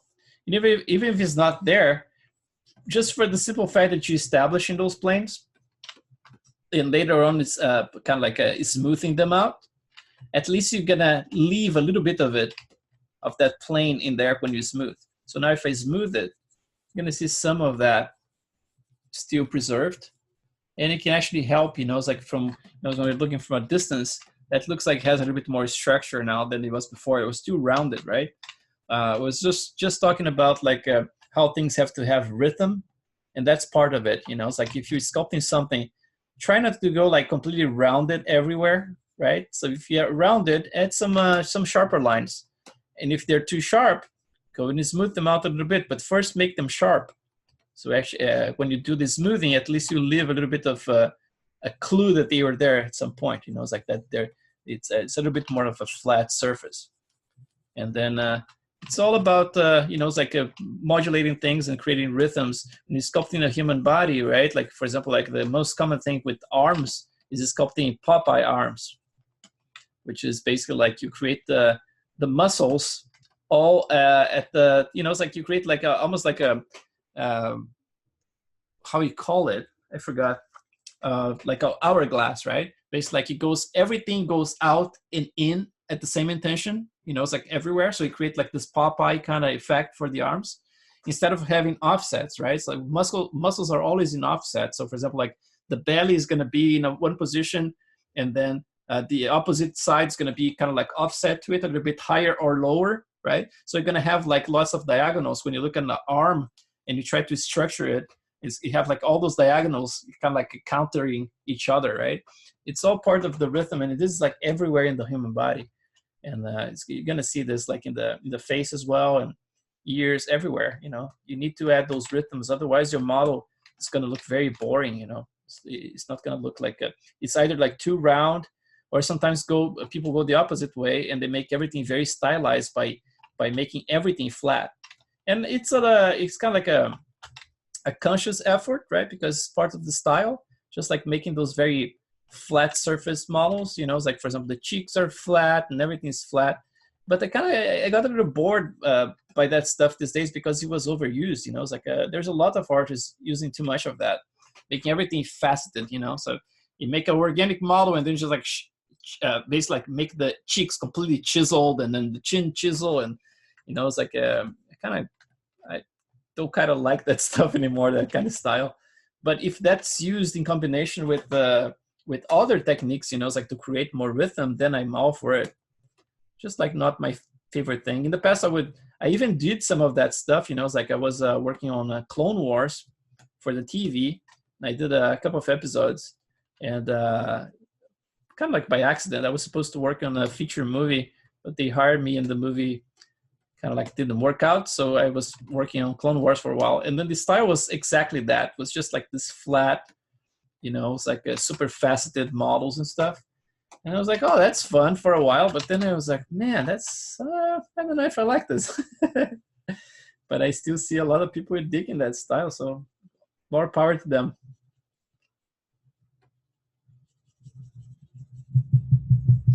I'd rather have something that's fun for my eyes, it's like that I can see rhythms, and storytelling especially is very important. It's like few artists actually tell stories with their stuff. And I really dig that, because it's always curious to see how different artists think about stuff.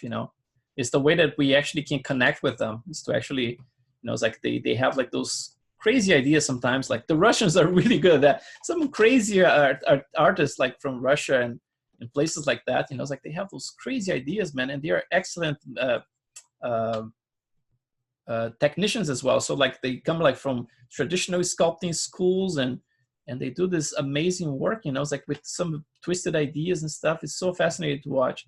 And I really enjoy, it's like seeing how different artists approach different things, it just like fascinates me.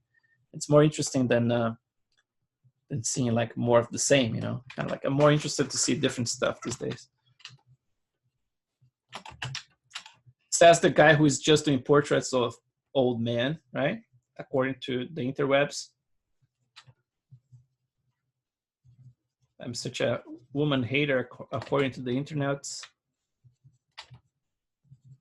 But now they're gonna see, man, I'm gonna model my wife. I'm gonna redeem myself. They're gonna start respecting me. Bullshit. Let's go here. So, okay, so I already poked around enough with the basic form. So let's do a little bit of work with the pores in here. And then actually, let's start with the detail.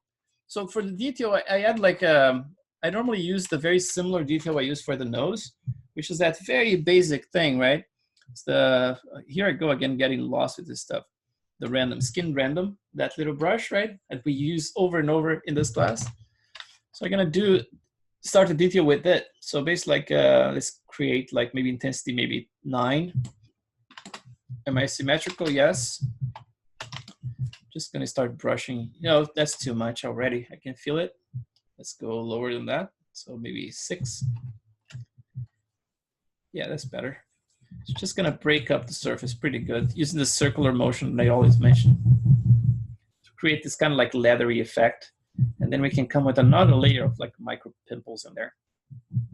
But this one I normally use to actually break up like the surface, so it's not like shiny when you You know, it's like when you have specular in there, at least it's not going to look plasticky, right? You're going to have a little bit of kind of like an organic feel to it.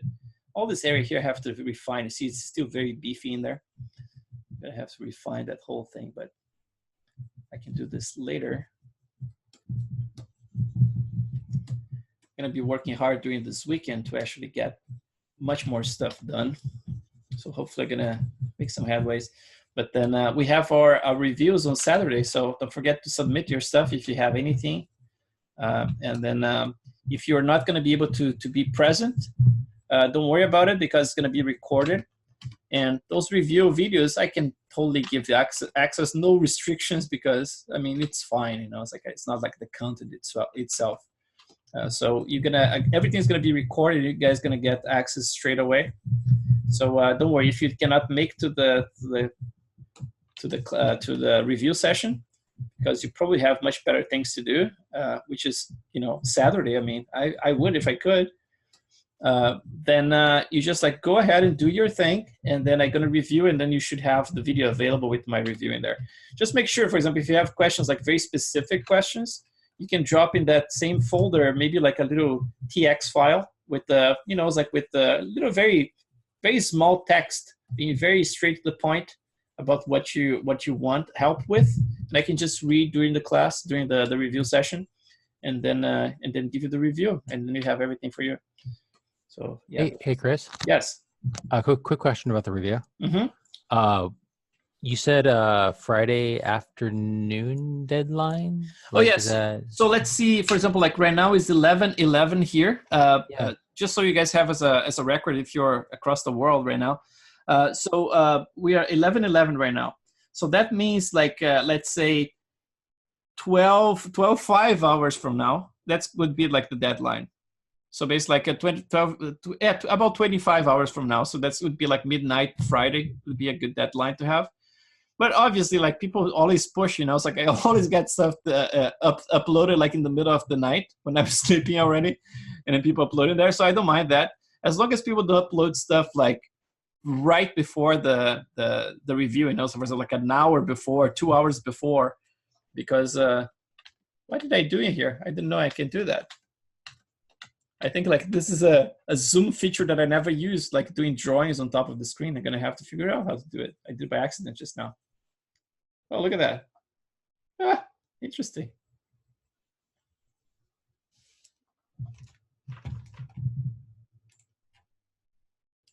Let's go back here. So you see, like I'm just using that little detail in there. I'm gonna even add some of them around that area, although a little bit smaller in intensity. Just what is that, man? Those little arrows. I wasn't supposed to do that. Let's see, Chad.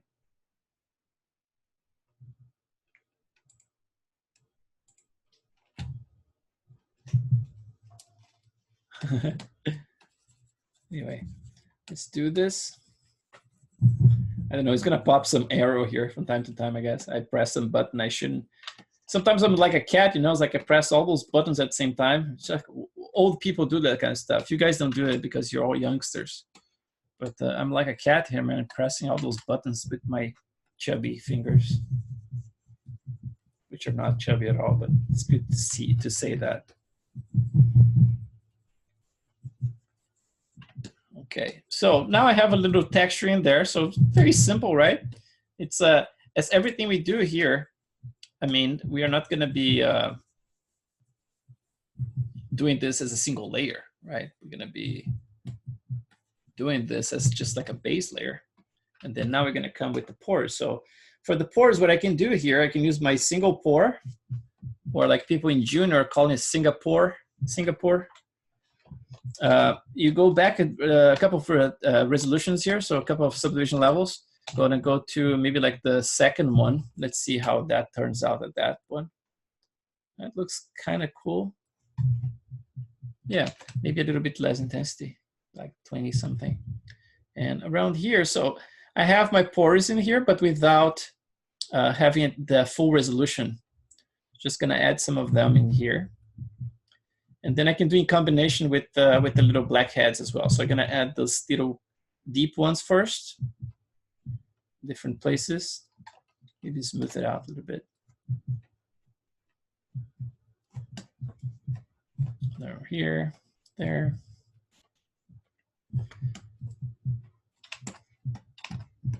And then let's do in combination with our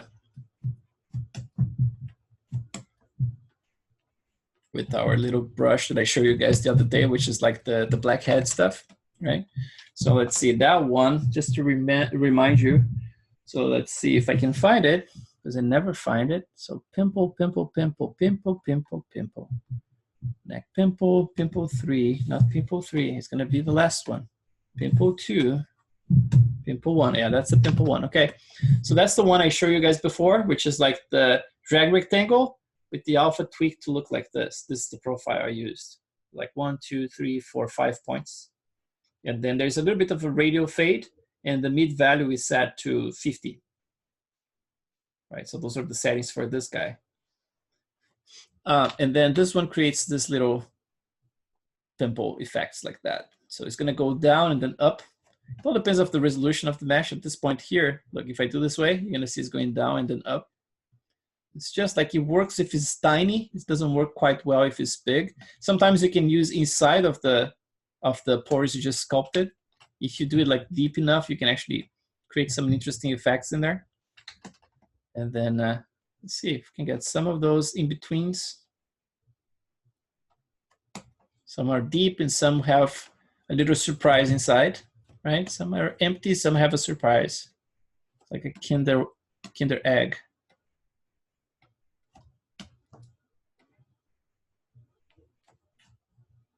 So that. So just with that, if I do a little render, it already starts looking a little bit more natural, you know, just by having something in there, which is not plain anymore. So from that one, let's go back to my pour, add some more of those deeper ones in between. And again, like try to make sure that they are not too close together or too spread out, right? So I'm trying to add like a kind of believable density in here. I'm gonna go up a little bit. Remember that guy had some like even around there. I'm probably not gonna go that far though. That guy was a weird guy. My wife is not weird. So she has cute ears. So you're gonna respect that. And then let's keep sculpting here.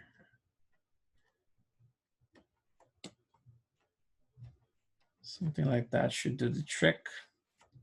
Thing is, like once I start doing something, I cannot stop, right? So it's kind of like I'm trying to move away, but I was like, oh, it doesn't look right, doesn't look right, doesn't look right. Oh, it looks acceptable, cool. It's acceptable, it's good enough to me.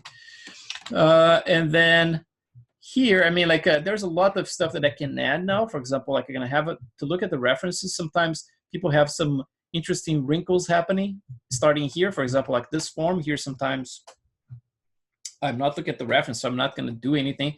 But sometimes this form here comes all the way from the top, and then it slides down there. Not like this, but yeah, it cuts like softer in here and then sharper when it gets around here. So you have a little fold. Sometimes it gets a little bit shallower around here and then a little bit beefier around the edge. Sometimes, obviously, you're going to get some micro wrinkles. I can add some in here, like, you know, very softly. Because that's more likely that's going to happen. And then the top as well. So for example, around here.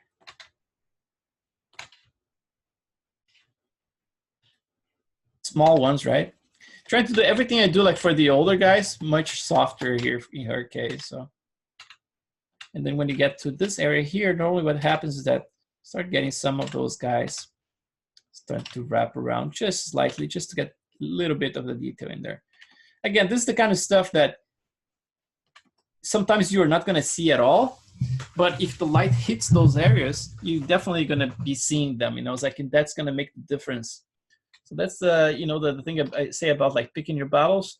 It's just like trying to imagine things like you know, it's like what if I have a very well lit scene, right? Like what's going to be the difference between something like this and something like this, right? It's those little areas of different types of skin, you know? It's like, for example, the light's gonna hit those little pimples and gonna give me the impression my eye is gonna be telling my brain that, oh, that's kind of, you know, yeah, that's kind of like I remember a year.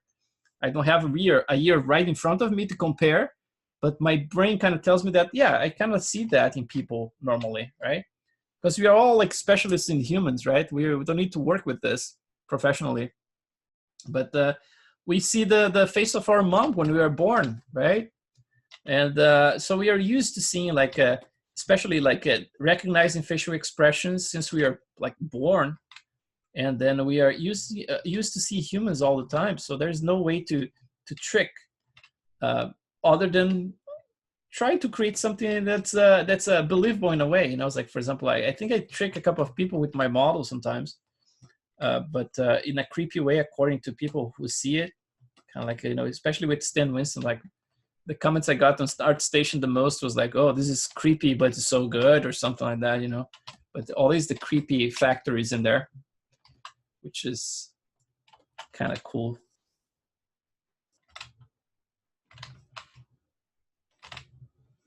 Just like randomly adding this stuff because I'm not looking at any reference right now, but just like, you know, it's the kind of stuff like it doesn't hurt if you add, and then if it's too much, you can eliminate. But I mean, like if I forget completely later, at least I know there's something in there that's gonna help with the render, so it's not gonna look like a flat surface, right?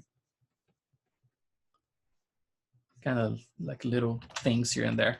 So that's already helpful, right? So I can move on, of course, to another area, and then keep going back every time to everything else, right? So I'm going to be moving to something else and then come back here and do some more work. Actually, I can do a little clay build up just to help with those little guys, very slightly. Just going to build right in between here without going too crazy with it.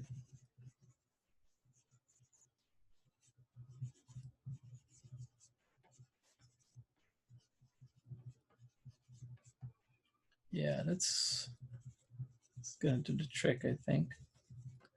Yeah, like the clay build up works wonders for like microstructures like that, you know, and it works for everything, right? Like it works for the little pimples I sculpted around the eyes. It works for the wrinkles and for everything. You just have to be very economic with it, right? Never use like with the full intensity. You always lose like 3 or 2 for intensity, and then use the pressure sensitivity of your tablet to control even further, right? So I'm barely touching the screen right now. It's just like the exercise of gesture, right? Which I mentioned before. Like gesture is so important for digital sculpting as well as it is for traditional sculpting. It's just like people take for granted, but there's a lot involved in the movement of your hand. You know, it's like the pressure exercised, the movement, the speed you do the movement. You know, I show you like the difference in speed, some examples yesterday.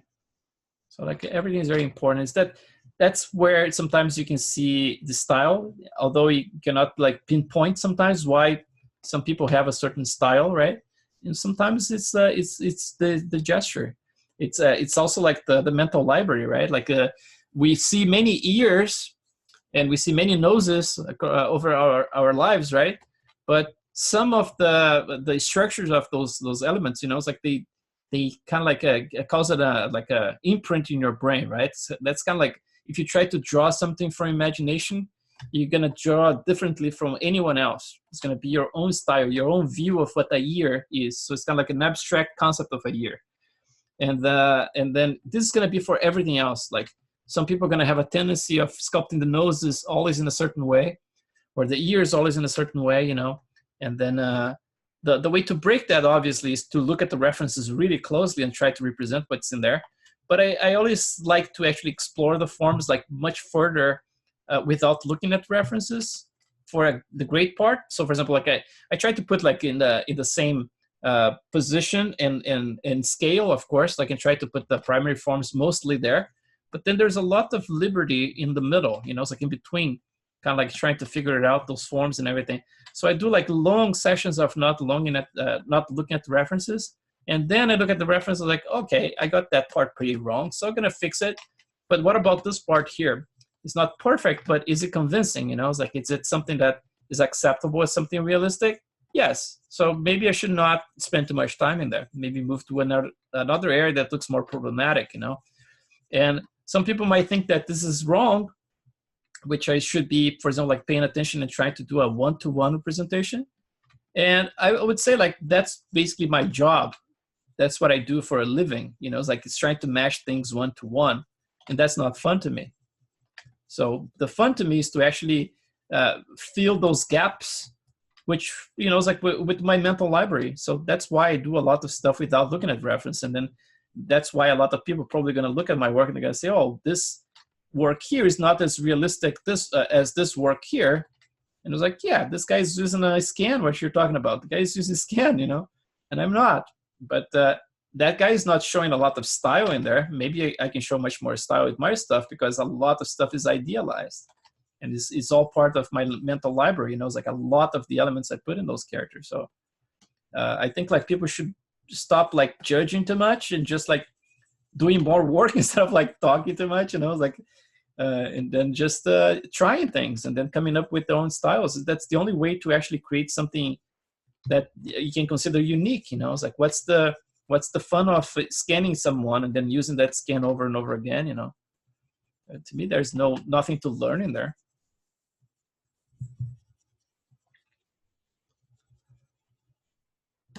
Anyway, that's good enough. So let's switch back here.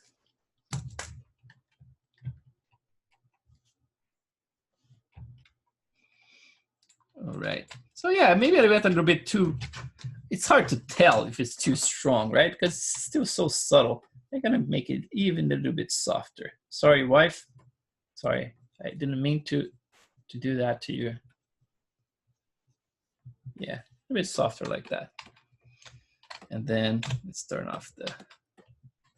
She looks very cute without the smile, without the teeth, except not. Yeah, that looks more like her. Actually, the teeth is off center here. I noticed this the other day. And then let's try to fix that now. For some reason, oh, look at that shadow is actually weird too. So let's go to this. And then let's just turn off symmetry. Then click this little guy to go to the center. Actually, now symmetry is on, so turn off. Then Alt, press this little guy, center. Then press this little guy to actually reset the rotation. Now we're in the center. And look, the center was supposed to be right there. Her nose is not. Look at that, it's off center. So she's gonna look a little crooked. I'm gonna bring this one visually. Let's try. Not this, let's try that one. That's kind of close to the center now after I moved. That's pretty close. I think that's kind of spot on. Yeah, that's gonna work better. Obviously, things are very symmetrical right now. And another thing that happened to her, and I noticed this in the renders, is that there's one thing I'm gonna tell you guys that people take for granted, okay? And I go into those like you know, it's like brave arts that I have, just because I notice things, and then I want to share with you guys, right? So it's not because like I read somewhere or anything like that. It's just like I noticed things and I was like, oh, be careful with this because I did this mistake, you know. It's like, so don't do it. You see, like the arc of her teeth looks very narrow in a way. So for example, like the front in here, it looks correct. So for example, like those first like 4 teeth and a little bit of the number 5 and 6 in here, they are kind of like in a correct kind of spot, but it starts getting too narrow too fast around there. And one thing that people don't notice is that, for example, like if you look at someone's smile, it's the shape that's created by this V in here and at the corners, right?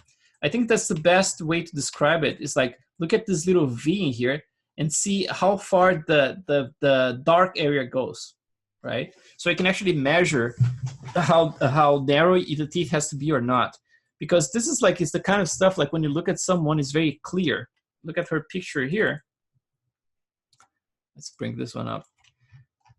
Obviously, this is like, it's a very like global illuminated. So you're not seeing too much, so it's hard to detect there. Let's get another example, maybe one that's easier to see that effect, like this one here. Although her smile is not the same here either.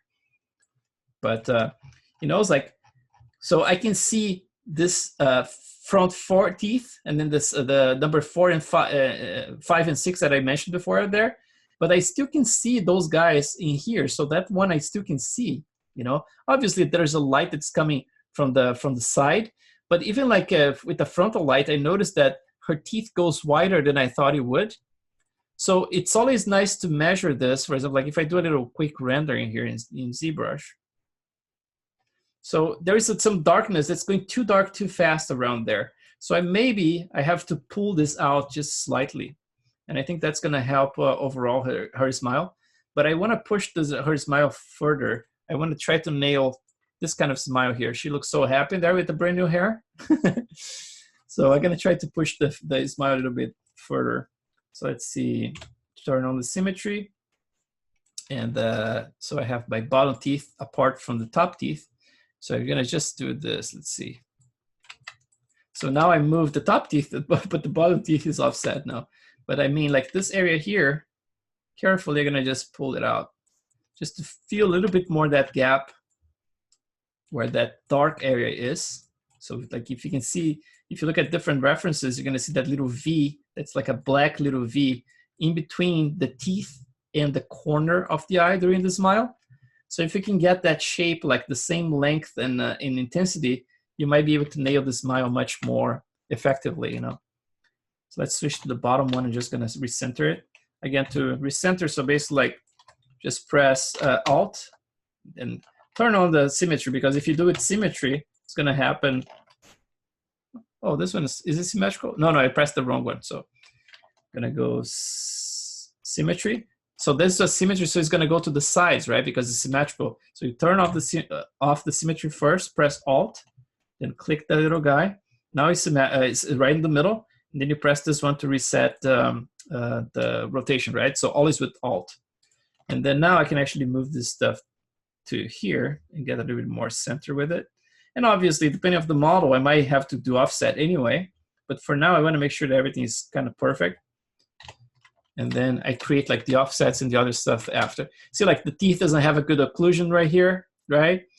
This ones that are occluding a little bit better in there. There's intersection. So that's the kind of stuff I have to figure it out if I'm going to be too concerned about it. Because at the end of the day, maybe I'm not going to be seeing them that much. But if I want to fix a little bit of the occlusion, maybe like bring it down just slightly and maybe in a little bit. So I have a little bit more of occlusion in there. Not by much, but just a little help. But again, like this is probably not going to be visible at all. So I'm kind of like being an idiot fixing stuff that's not broken. So let's go back here. And now this smile is going to look a little bit nicer. I think it's going to look better. Like it's going to be closer to something like this, that I can still see teeth around there, right? And the teeth always like does this diagonal thing, right? Most of the teeth I've seen, at least, it's not like we tend to make everything square and straight down. But when you look at those guys here, they have a diagonal line. And I noticed this like in most teeth I observed, you know, it's like it has this little line. So it's not like the gums are the narrow part and the teeth are not. It's kind of like the teeth are pretty much like the narrow part, and the gums are a bit more spread out, kind of like this, you know. See, like there's the diagonal in there. That's basically what I'm looking for to create this effect of this diagonal. So bring these ones in just slightly. And then the gums out very slightly as well.